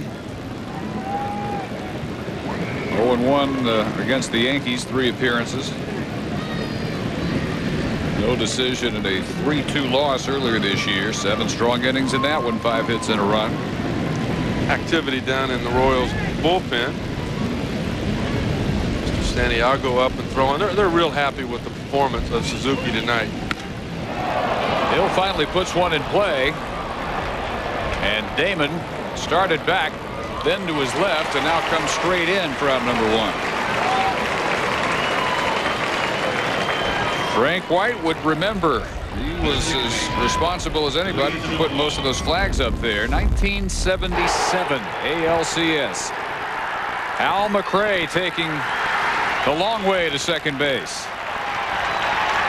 Nettles and Brett getting into it at third. Followed by empty benches. Wasn't smiling back then, not 23 years ago. That's old-fashioned hardball. Other guy remembers every bit of it. Willie Randolph, Yankee third base coach. Then their second baseman. Base hit. Luis Sojo for the first time tonight. Now 1 for 3. I think back to those great confrontations between George Brett and Goose Gossett. Talk about ownership. Brett basically declared that on the Goose. I mean, those were some battles, though. But you got to tip your hat to Goose because he just kept coming at you. I mean, from day 1 of his career till the last day. Brocious 0 for 2. 1 on, 1 out in the 7th. I might consider a sacrifice here. Early in the count anyway. Joe Torre has some National League experience. The hit and run, always a possibility. A contact type hitter when Scott Brocious. You've got the lead.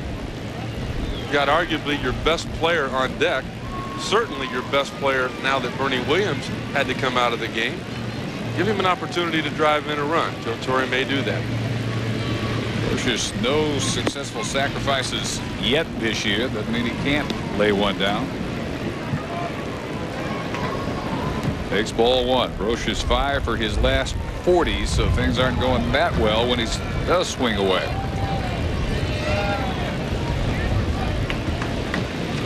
Both teams 2 runs in the 4th. Yankees go ahead run in the 5th. Big Royal threat cut down to the 6th. Not much of a swing at that one. 1-1. Torre possibly not putting on the sacrifice because of the hole he sees in there in the third base dugout. He's got a great view of the defensive alignment by Kansas City on the right side of the infield. Davis once again favoring the bag to turn the double play.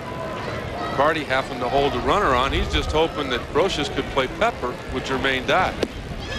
1-2. Got to be another encouraging outing for Brent Strom and Tony Muser watching Max Suzuki. I think it's outstanding. The kid has gotten himself into trouble a little bit. Suzuki just 25 years of age, but he has overpowered some good hitters tonight and made big pitches when he's had to. The 1-2 way high. Suzuki is the 3rd Japanese-born major leaguer. When he arrived in the majors 4 years ago, the 1st in the American League and the 1st ever to make the majors without starting out in the Japanese leagues. He's been a product of strictly American minor league baseball before making it to the majors first with the Mariners. Showing great strides here in KC. Grounder right under the glove of Randa and into the corner. Sojo will stop at 3rd. Brocious with a double. 2 in scoring position in the 7th. For the top of the order, Derek Jeter.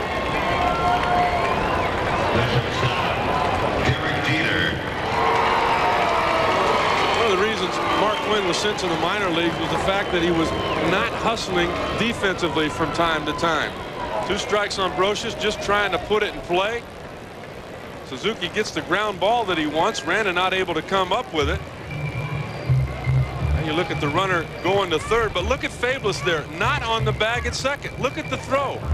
Had he been there standing on the bag, that throw might have been perfect. These are just the learning pains that the players have had to go through, and the process that Tony Muser, the manager of the Royals, has to sit back and watch. First it was Quinn earlier in the year that wasn't playing well defensively. Now you got another youngster at second base. Carlos Fabulous never played an inning of AAA ball before last year, coming right to the big leagues.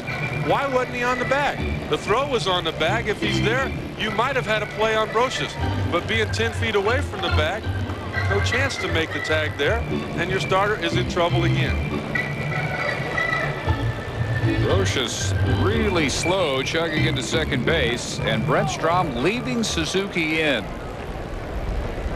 to try and deal with Derek Jeter. One more look. Take a look at it. Fabulous, why is he there? There's no reason to be there. Throw gets him. I think the throw's there in time if he's on the bag. Exactly. Instead, 2 in scoring position, 1 out. Jeter has walked,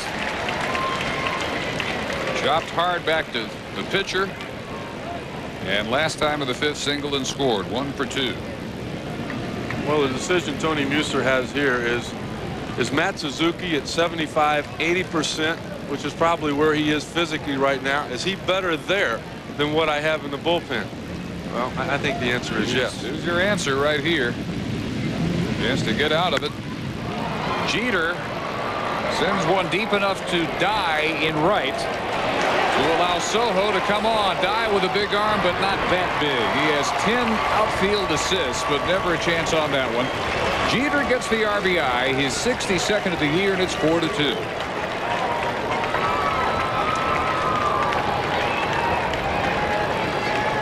Derek Jeter has patented this swing because of the short porch at Yankee Stadium in right field. Look at the dimensions here in Kansas City. That wind is blowing dead in from right center field. That's the direction Derek Jeter hit this baseball. Well, that ball still carried about 270 feet.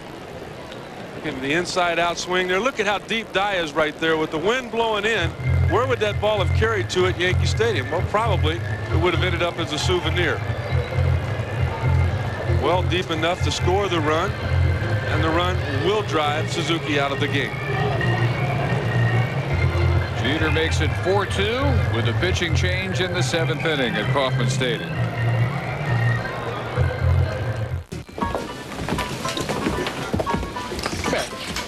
Get out of here.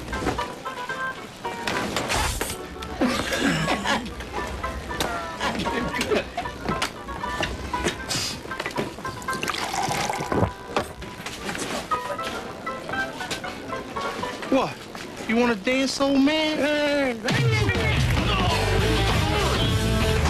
Want strong bones? Calcium may help prevent osteoporosis. Troy and the boys head to the desert to tussle with Jake the Snake and the Cards. Right after NFL primetime at 7:30, it's the Cowboys versus the Cardinals at 8:30 on ESPN Sunday Night Football. It's football after dark. New Royal pitcher is Scott Mullen, who comes on after Suzuki goes 6 into 3rd innings. And he will face Jorge Posada with a run in. Rocha still at second, and 2 outs. 1 2/3 innings since being called up from Omaha for Mullen, who made his major league debut Thursday at Tampa. He has retired 5 of the 6 batters he's faced, and at Omaha did well enough that when they released Jerry Spradlin, they decided to bring him up. Now Posada yet to be retired tonight. 2 doubles and a single, an RBI and a run scored. First question that pops into many minds, I'm sure, here is why lefty versus righty with 2 outs in the 7th inning. I think it's in your mind too. All the research we could come up with. Well, the numbers indicate that that's the wrong move. Posada hits left-handed pitching better this year than he has right, as far as the average is concerned. The same is true for the on-deck hitter. Left-handed hitting Paul O'Neill. Terrific numbers against left-handed pitching. 351 coming into tonight's game.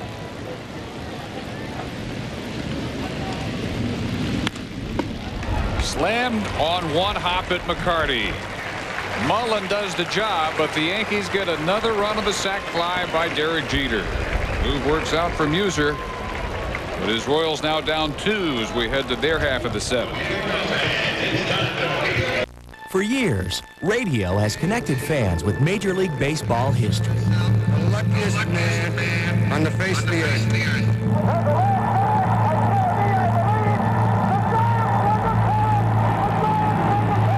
In 2000, history is made again. Coming up, we've got a special in-studio guest who's going to chat about it. This just in, an email from John in Dallas. He wants to know MLB Radio on MajorLeagueBaseball.com. Connect with the game. Larry Beal back in the studio. Earlier today, the A's and the Blue Jays. Here it comes. There it goes. As Ben Grieve in the first goes deep off of David Wells, his 25th of the year. Next batter, Miguel Tejada. Back-to-back jacks. David Wells rebuffed and rebuked as he tried to win number 20. 10-0 the final. So the wild card picture now, the Indians by 2 over both Boston and Oakland. 3.5 now for the Blue Jays. That surprising and disappointing loss with David Wells on the mound. I think where the Blue Jays run into trouble, though, they've still got 6 games left with the Yankees. The Yankees look to be rolling. McCarty to Justice. First pitch, 1 out in the 7th. Playoff pursuit baseball continues Wednesday, first on ESPN, with the A's taking on the Boston Red Sox in that wild card battle in the American League. ESPN2 has Randy Johnson and the Diamondbacks against the Braves. 7:30 Eastern, 4:30 Pacific. Wednesday night baseball on ESPN and ESPN2. Some will see Seattle at the Blue Jays. They try to hang on to things in the American League West. Hector Ortiz 0 for 2. Wonder how much energy he's got to hit after all he's expended diving to and pro after Suzuki's pitches. What a night he's had. Stopped all but one of them.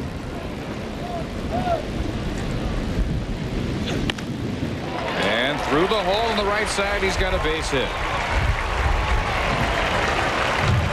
You know, the report was on Ortiz before tonight that he had played well enough defensively to put himself in a position to be the backup catcher for the Royals next year. Well, he's playing better than a backup catcher tonight. Playing like a guy that wants to play every day. You know, for a lot of players, it's one of those things, you're 30 years old and you haven't had the opportunity to play at the big league level. What's wrong? Well, what's wrong? You got to look in the mirror to find out what that was. And for Hector Ortiz, it was simply the fact that he was out of shape. He never physically looked like a professional baseball player. He changed that, and all of a sudden the outlook on him changed as well. Royals try to get a rally out of the bottom of their order. Ortiz with the single. Fabulous 0 for 2. 2 grounders to second. Carlos just off the DL Saturday. He pinch ran to the 9th inning. Yesterday he started, came up with 2 RBIs and a shot right back to Pettit. Double play.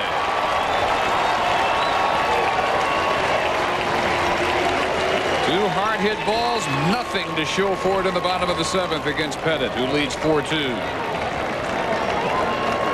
College football fans, get in on the action with ESPN Game Plan only on pay-per-view. Order now and get over 100 games. ESPN Game Plan, maximum college football. To order, call your cable company, DirecTV at 1-800-GET-SPORTS or Dish Network at 1-800-333-DISH. On to the 8th in Kansas City. The Yankees leading 4-2. Andy Pettit gave up a couple of shots in the bottom half of the 7th. Here's how he got out of it. Well, manager Joe Torre says that Andy Pettit is a competitor. He competes every single time on the mound. And how do you do that? Well, you help yourself with fielding plays as he does here. He knows where the runner's at. Once he catches the ball, look how quick this happened. Bam! There he goes. I got it. All right, now what do I got to do? Where's he at? Okay, I got plenty of time. I just picked myself up out of what could have been a jam.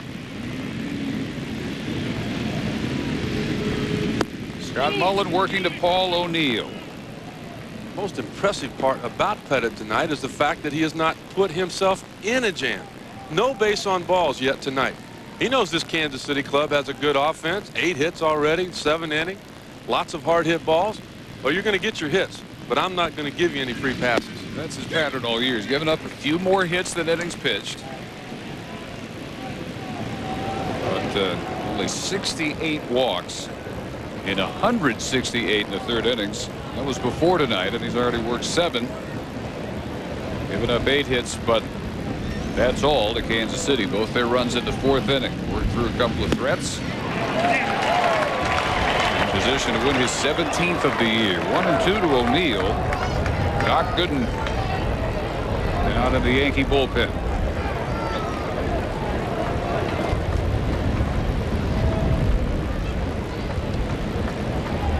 8th inning normally. You're thinking Nelson. And he gets Rivera in the 9th. Well, and honestly, I'm thinking that Doc Gooden is just getting some work in here. Not really throwing at a pace that he's trying to get ready in a hurry. He's thrown several changeups. That's a sign for a changeup once again. Looks like he's just getting some work in, trying to develop maybe another pitch. We know that the Dwight Gooden we saw with the New York Mets never even thought about throwing a changeup. Outside corner, O'Neill strikes out for the 2nd time tonight. He's 0 for 3. This is big time stuff right here for a guy that just got recalled less than a week ago. Mullen dominating left-handed hitters at the AAA level. 0 for 23 with 10 punch-outs. Is doing the same thing here at the big league level. It's a left-handed hitter that has dominated left-handed pitching this year. Paul O'Neill getting dominated.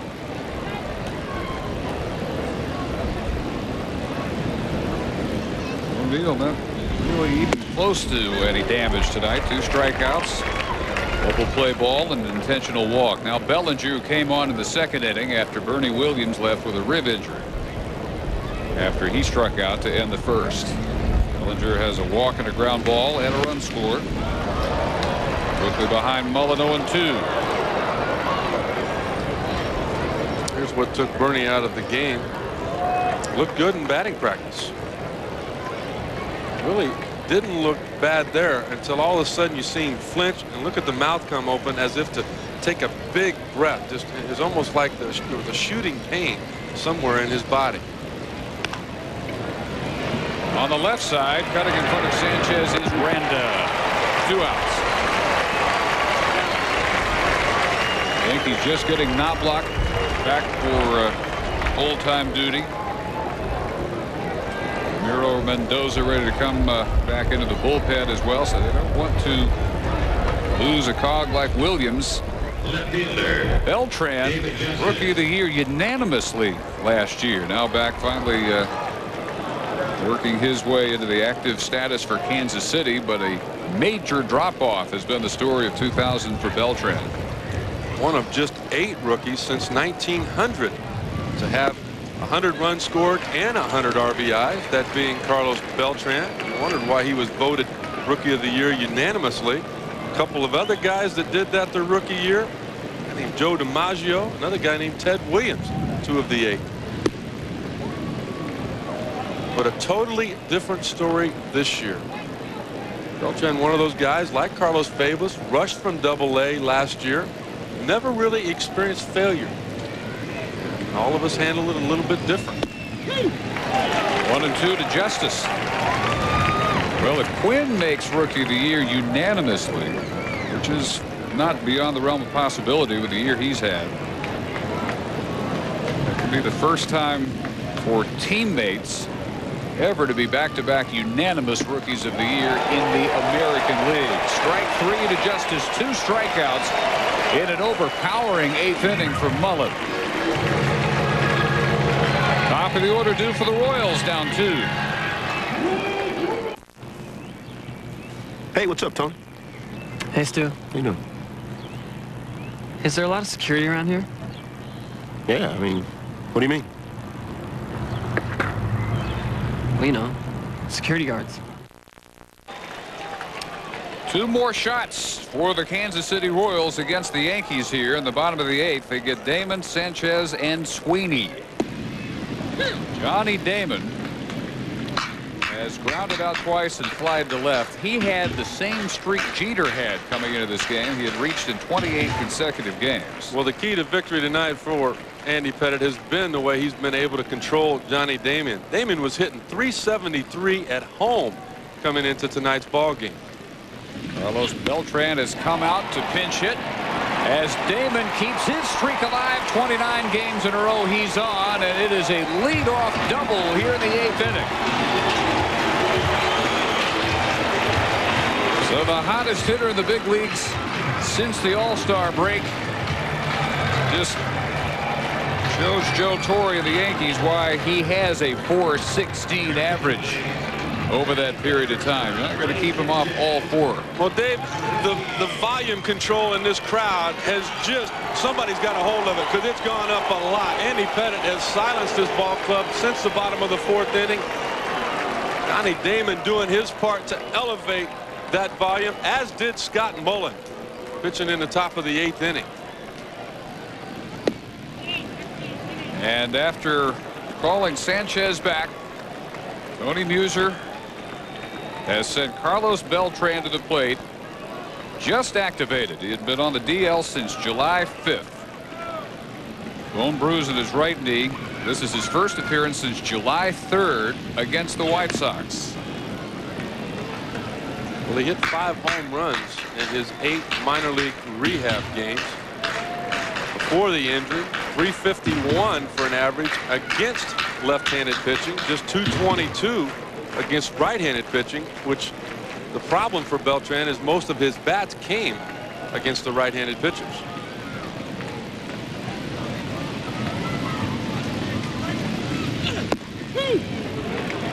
Inside corner, a ball and 2 strikes to Beltran.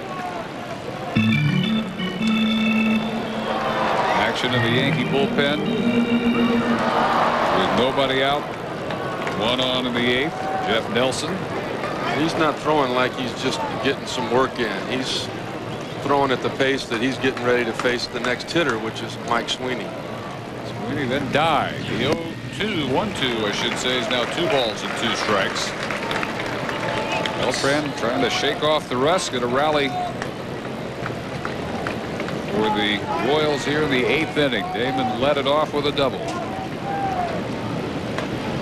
Beltran tying run at the plate against Andy Pettitte. 9 hits for Kansas City against Pettitte. Beltran down on strikes. In his first appearance in 2 months and a day, he's a strikeout victim. The 3rd rung up by Pettitte tonight. Just a real good sequence there. He froze him for the 2nd strike with the 92-mile-an-hour fastball in the inside corner. Now you take a little off, you expand the zone with something down and in, and get the youngster a little over-aggressive. And out will come Joe Torre. Andy Pettitte has gone 7 1/3, 2 runs on 9 hits, and stands to win his 17th of the year.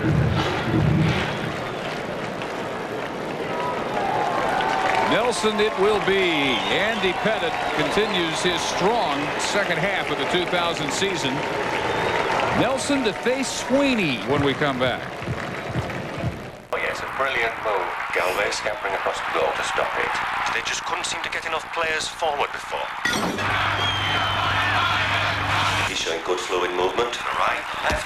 This is another aggressive charge down the flank. He's timed his run to absolute perfection. 2 defenders to beat. He's past one. This is looking like a chance. Yes, he takes the shot in.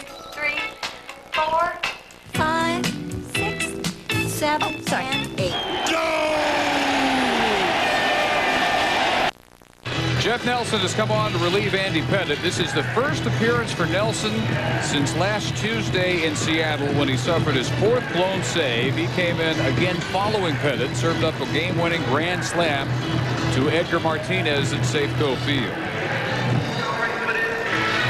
And it is still reverberating in the headlines and on the back pages of the New York tabloids, because following that blow, which may really turn Seattle's season around if they go on to win the West, they were reeling at that point. George Steinbrenner has followed with some pointed jabs verbally at Nelson, who was questioned how he's been used this year by Joe Torre. A message from the boss, as we showed you earlier, zip the lip and get to pitching. And he's got a job ahead of him here because Mike Sweeney will be the go-ahead or the tying runner at the plate. There's Johnny Damon, who led the 8th with a double. Beltran struck out, the last batter faced by Pettit. Sweeney tonight 3 for 3. And 3 for 6 lifetime off of Jeff Nelson. One of those hits being a home run. But it was Jeff Nelson's slider the last 2 years that shut down the Texas Ranger offense in the divisional series. It'll probably be his slider that he goes to try to shut down Mike Sweeney. Damon running and will take third without a throw. Sweeney squared to butt. There's your American League stolen base leader. And now at third, where he can score on a sacrifice fly by Sweeney. What a jump he had on Nelson. And look at Sweeney. Sweeney recognized that, and he simply turned around as if to fake a bunt, take the pitch, go ahead and let Damon get to third base with only 1 out. Maybe we can get 1 run closer without a hit. Up the middle right side, Soho. Safe at first as Martinez can't make the scoop. Damon scores to make it 4-3. I don't know what the official score is going to do, but because of the hustle from Mike Sweeney, I got to give him a base hit here. From the moment he hit that baseball, he was giving you everything he had down that line. Damon getting to third creates the opportunity for the RBI for Sweeney. Tough play for Soho. Tough play for Tino. Great hustle. Look at the desire, him lunging out there. You think he doesn't want to win this ball game? Well, he's done everything he possibly could tonight. A mental mistake on the part of Nelson let Johnny Damon get to third base. Now a physical error on the part either of Soho or Tino Martinez possibly let the tying run get on base. Jermaine Dye, who has 3 doubles tonight, swings at the first pitch, and O'Neill in foul ground has it for out number 2. That's not far from where one of Dye's doubles went. He ties a club record tonight with 3 doubles in 1 game, but a huge 1 pitch out for Nelson.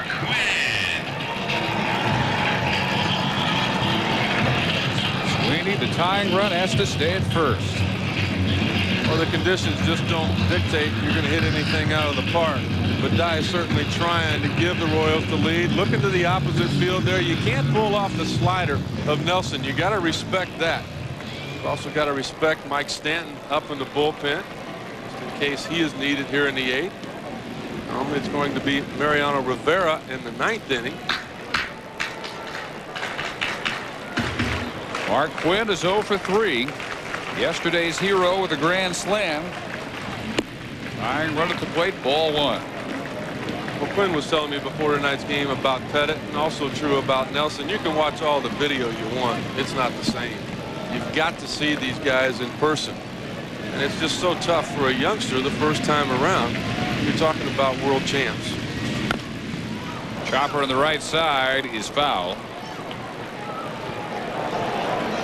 Mark Quinn sent back to AAA Omaha June 3rd. 18 days later, they brought him back.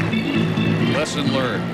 Well, that's the philosophy of Tony Muser. You play the game right for him, or you don't play it at all. We're talking about a guy in Quinn that won a batting title in AA in '98, a batting title in AAA last year, hit .400 when he got sent down this year.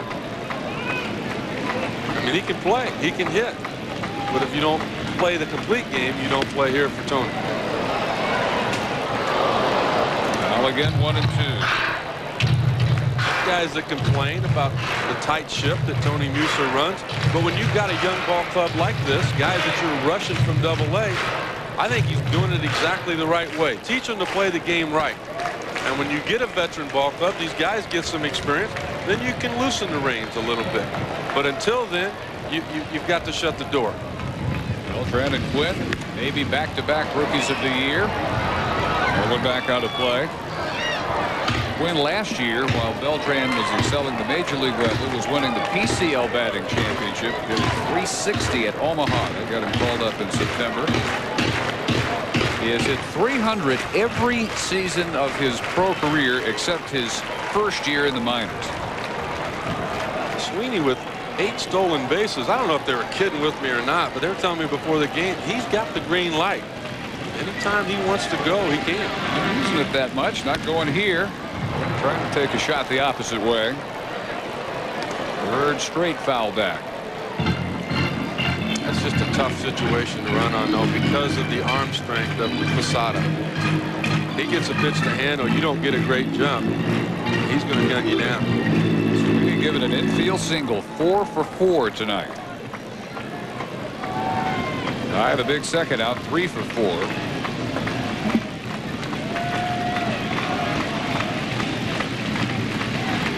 Nelson. Another effort to finish off Quinn, and another foul ball back out of play. Wind is picked up where it was before the game. It went dead in the middle innings. Now it's again whipping in from right. Shows you how hard back in the top of the 7th inning Derek Jeter hit that fly ball to right field. He was able to hit it into the teeth of that wind deep enough to where Jermaine Dye, with his strong arm, could not throw out Luis Sojo at the plate. Wind making Nelson work. That one way off the plate. 2-2. So now you got to think about running if you're Mike Sweeney here. You know exactly what Nelson's going to do. He's not able to locate the fastball. Quinn, a good fastball hitter. Nelson wants to throw the breaking ball. That's the pitch to run on.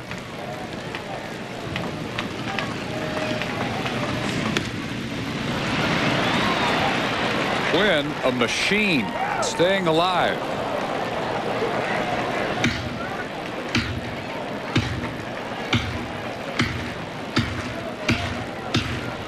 Look at this pitch. I mean, that's what shut down the Texas Rangers the last 2 years in the playoff. Their right-handed hitters had no chance on that slider.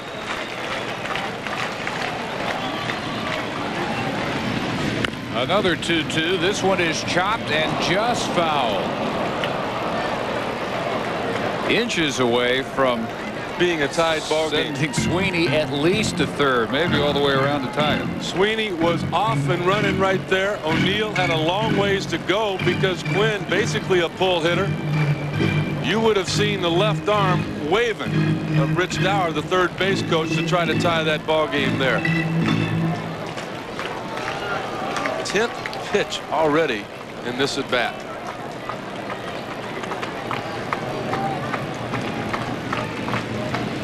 Not going here. Fair down the right field line. Sweeney to third. O'Neill is up with it to hold Quinn to a single. They're on the corners with 2 outs of the 8th.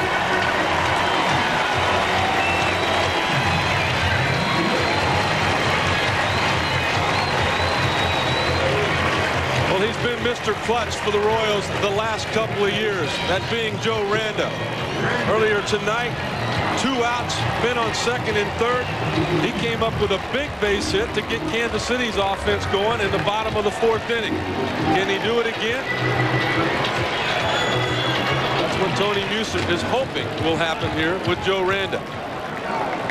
His 87th and 88th RBIs of the year.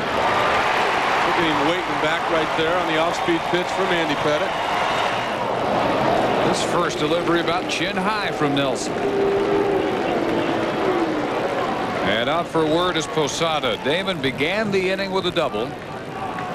And after pinch hitter Carlos Beltran, batting for the first time in over 2 months, struck out.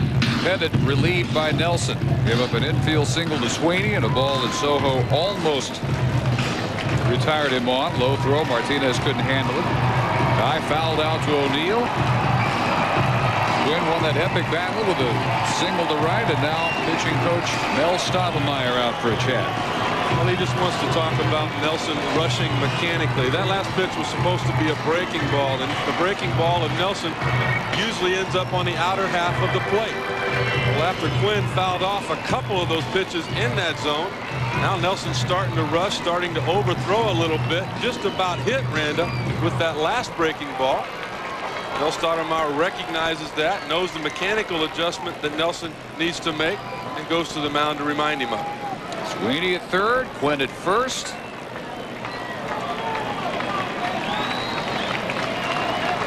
Tying and go-ahead runs respectively. The 1-0 to Randa catches the inside corner. I'm amazed at how many times good pitching coaches go to the mound and immediately good things happen for their ball clubs. Just one word out of the mouth of Mel Stottlemyre, and all of a sudden the fastball down and in on the inside corner where Nelson wanted it. Look to third, back to first. Why do the fans hate that so much? Every single time the opposing pitcher tries that, everybody in the park boos. Well, it's one of those moves that in this situation works even when it don't. Because if Wynn were to take off on first movement, he would have been had there. 2-1. Look at that. Once again, the mechanical adjustment made for Nelson and the breaking ball on the outer half of the plate. Credit Mel Stottlemyre with that adjustment there. One of the best in the American League hitting in these situations. Runners in scoring position. Randa has excelled.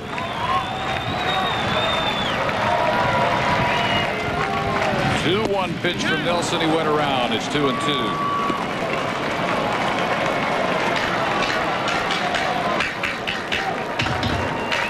Look at this. That's where that breaking ball's supposed to be.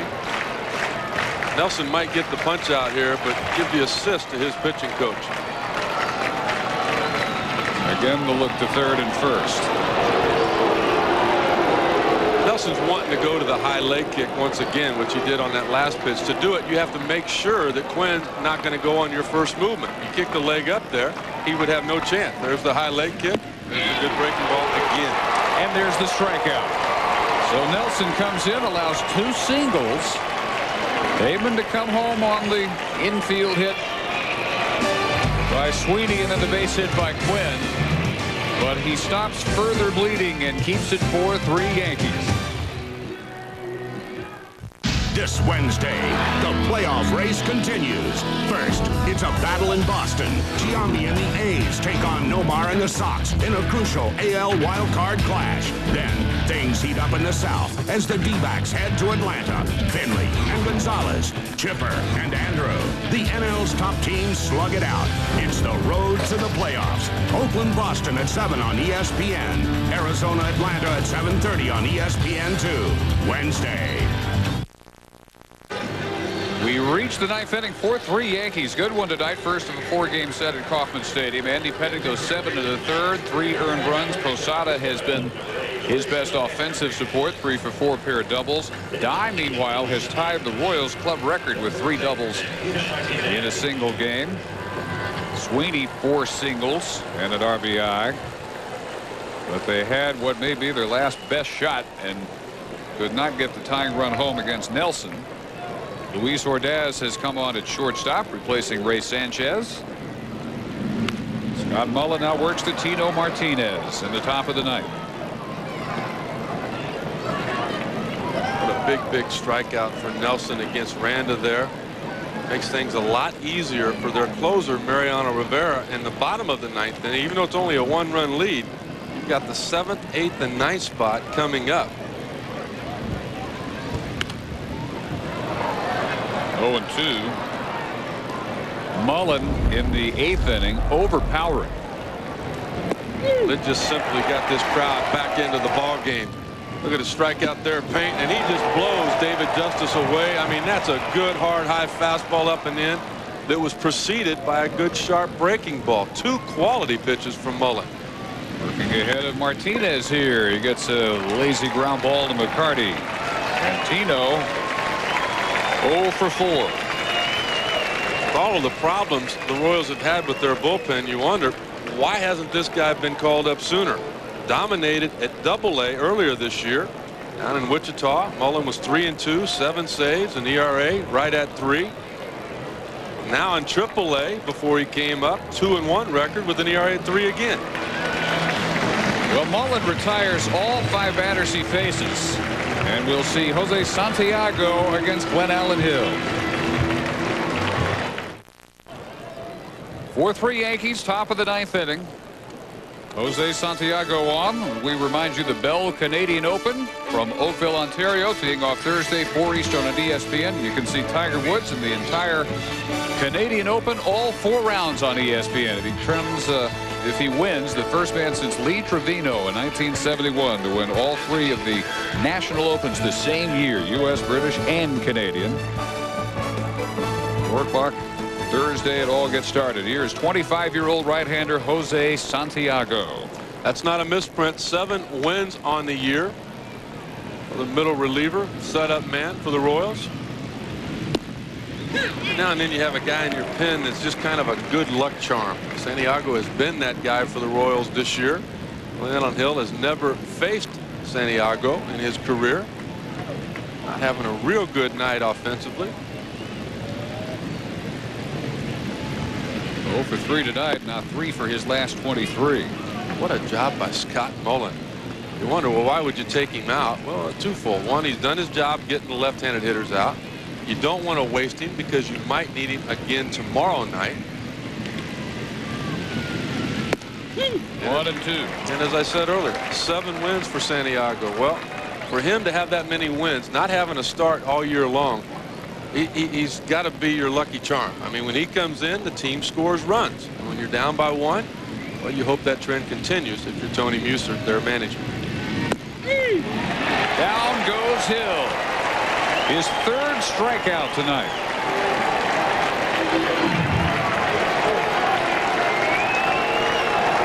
And beginning with the sac fly by Derek Jeter, which scored to this point the winning run. 7 straight Yankees set down. Pretty good pitch, borderline on the inner half of the plate. Possible swing. 2 outs for Soho, who takes a strike. Mullen, since being recalled, has retired 10 of the 11 batters he has faced, including all 5 he saw tonight, 2 on strikes. Soho singled and scored on that Jeter sac fly back in the 7th inning, and that is the margin right now. And you're Mullen, you ought to have a big smile all over your face. Doesn't look like he's 25 years old. He's still in high school, isn't he? It's 17. Yeah. 18 tops. All right, if you're Kansas City, you want the strikeout right here. The crowd loves it. They're ready to stand. They're ready to applaud. They're ready to get the offense back into the game. They got 1 in the 8th. They need at least 1 in the 9th. And if you want to get them on their feet, nothing better than to end the inning with a punch out. Rivera ready to come on for the bottom of the 9th. Hello, 2 and 2. Now Rivera worked 2 innings yesterday, and he got the loss in the 2-1 Minnesota victory, partly because of a mental mistake he made, allowing that winning run to advance. Up through the middle, under the glove of both Santiago and Fabulous, and Soho has his 2nd straight hit at 2 out, 9th inning single. The third baseman. Well, the difference in the ball game right now has been the run that Luis Sojo scored on the sac fly by Jeter back in the top of the 7th. Crowd wanting to strike out. Santiago thought he had it, did not get the call. Very next pitch, Soho puts everybody back down in their seats, and they'll have to watch a little bit more. Scott Brocious doubled his last time up. Soho back to first. Max Suzuki started for the Royals, 6 1/3. All 4 runs on 7 hits, struck out 4, walked 3. Ordaz to end the night. And Rivera ready to come on and face the bottom 3rd of the order for Kansas City in a 1-run game.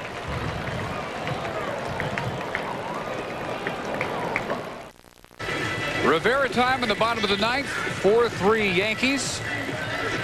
In the first of a 4-game series. Only appearance here in Kansas City this year for New York, and then they move on to take on the Red Sox beginning Friday on ESPN at 7 Eastern. Roger Clemens, the scheduled hurler for New York.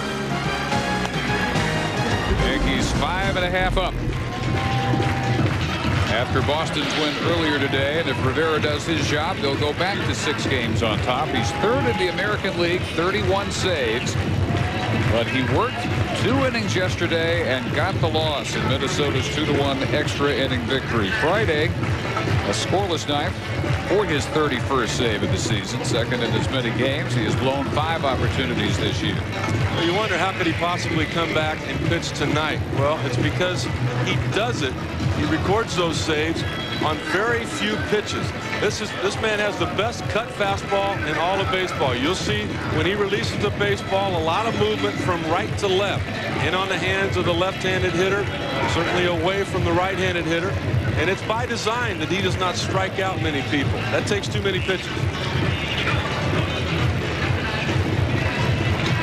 In a one-run game, you look back to opportunities, and the Royals had a big one in the first inning.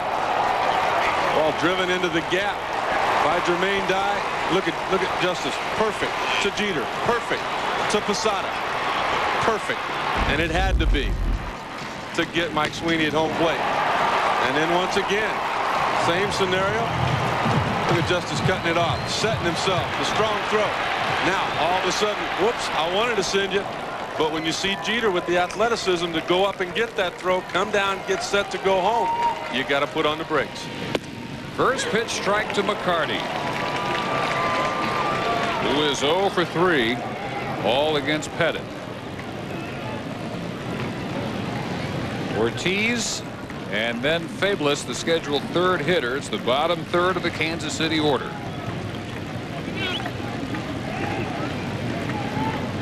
Rivera took over after John Wetland left following the +96 World Series MVP award for Texas.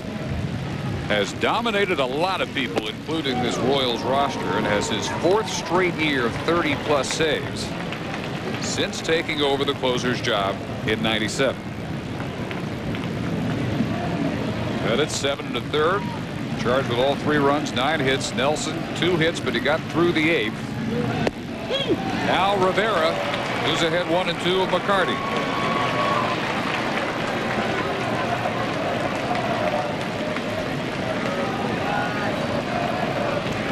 Two game into the 5th. Yankees got a run. Another one in the 7th. Royals 1 in the 8th, but no more. Nelson closed the door at that point. The 1-2. Hitting high and tight, 2 and 2. I wonder why Tony Muser wouldn't counter with a left-handed hitter against a right-handed closer. Well, most managers think a right-handed hitter has a better chance against that cut fastball of Rivera than the left-handed. McCarty sends one to right center field, a leadoff single. Tying run aboard. Nobody out of the 9th against Rivera. Well, you got to manufacture a run now. It's hard to get 3 singles off of Mariano Rivera during 1 inning. So you put some speed out there at first base. You think about a sacrifice. You think about a hit and run. All kinds of thoughts going through the mind of the Royals manager.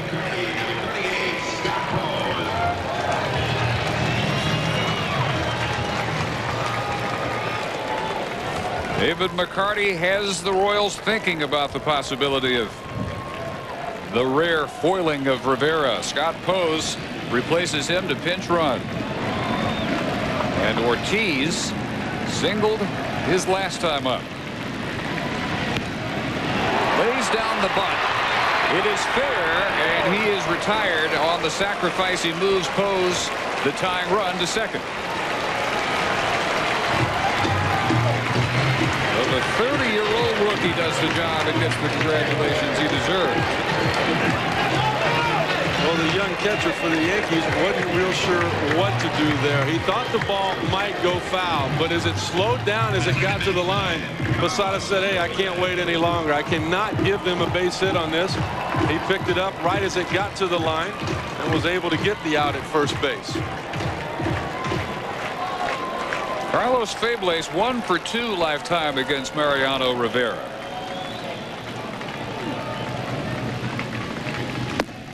Strike 1. Top of the order, Damon.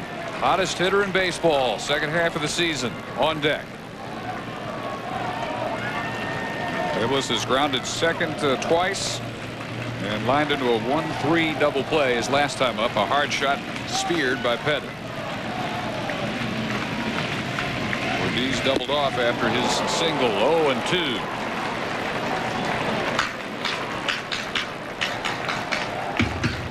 Torrey most disappointed yesterday in mental lapse by Rivera, which allowed Torrey Hunter to take second, and then eventually came around as the winning run. They hit by Denny Hawking in Minnesota. He throws him right back out there, and he is 1 out away of save number 32, a 3-pitch strikeout of Fabulous. Well, after McCarty waited on a ball out over the plate to hit to the opposite field, Mariano Rivera realized what the Royals were trying to do against him, and all 3 fastballs to Fabulous on the inner half of the plate, not letting him do the same thing that McCarty did when he picked up the hit. Rivera getting a very low fastball call, strike 3 there. Damon 2 for 11 lifetime against Rivera, takes a ball.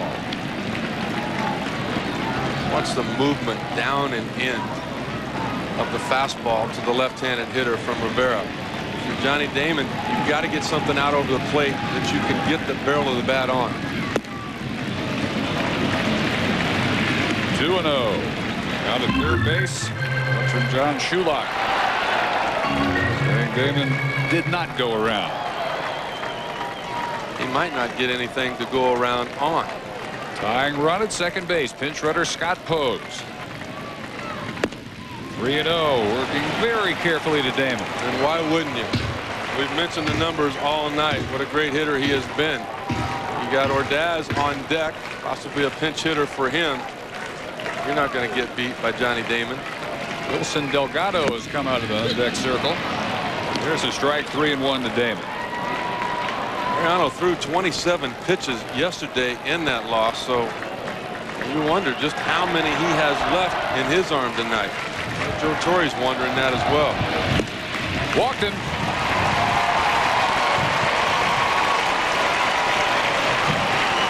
Damon, the winning run at first with 2 outs in the ninth. This is another big difference in these 2 ball clubs when you look at their benches and the option that Tony Muser has. Delgado coming up here to pinch hit, and you look at the options that Joe Torre has. I mean, you got Jose Canseco. Won't be long. You'll have Chuck Knobloch, the veteran Jose Vizcaíno. And you've got guys that are making $3-4 million a year. There's a difference. First time ever for Delgado to face Rivera. The game on the line. Pinch runner Scott Pose at second. He ran for McCarty, who led the inning with a single. Damon at first after a walk. The 0-1 is chopped over Rivera. Coming on. No play for Soho. They're loaded.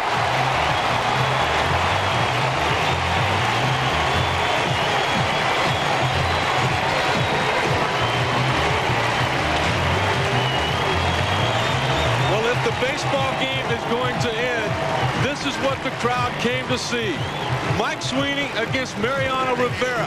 Tie and run at third. Go ahead, winning run at second base. And one of the best RBI guys in baseball all year at home plate. How good does that feel for Delgado, who was a Yankee until coming over August 11th to Kansas City? Who needs Jose Canseco? Absolutely. Not hit hard, but placed perfectly to get this crowd on their feet again. Mike Sweeney is 4 for 4. Takes ball 1.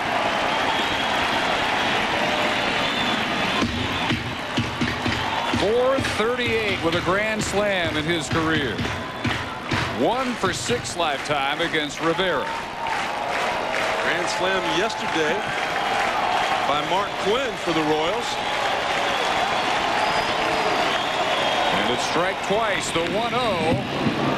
He teed off on. Just under it, back into the screen. 1-1. There's the tying run. Throws the pinch hitter. Winning run at second base. Damon. Sent there on the infield single by Delgado, the ex-Yankee. Trouble all around for Mariano Rivera. He looks back at second and says, all right, I didn't want to let Johnny Damon tie the game up. I pitched around him. Right about now, he's probably wishing he would have pitched to Damon because he's got more trouble at home plate than number 29. Red Sox won. If the Yankees blow this one, the lead is 5. 1-1 to Sweeney is foul back. And Rivera is a pitch away.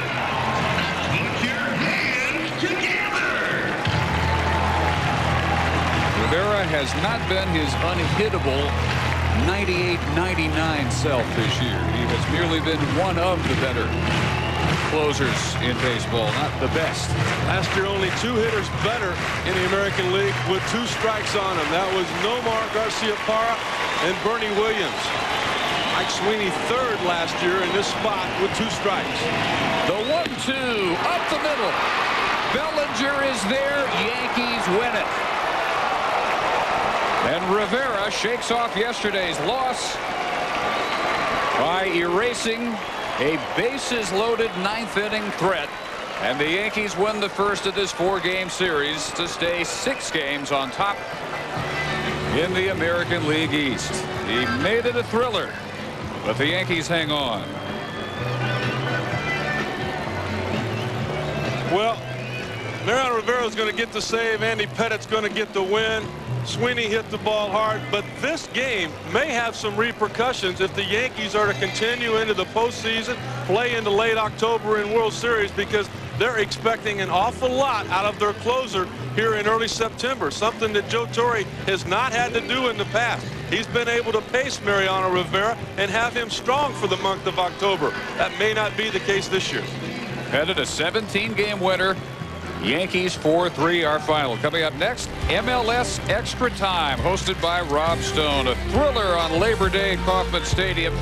Glad you could spend part of your holiday with us. For Rick Sutcliffe, Dave Barnett, and our entire ESPN crew, so long from Kansas City, the Yankees hang on 4-3.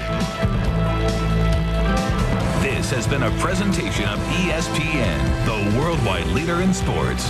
For more, log on to ESPN.com.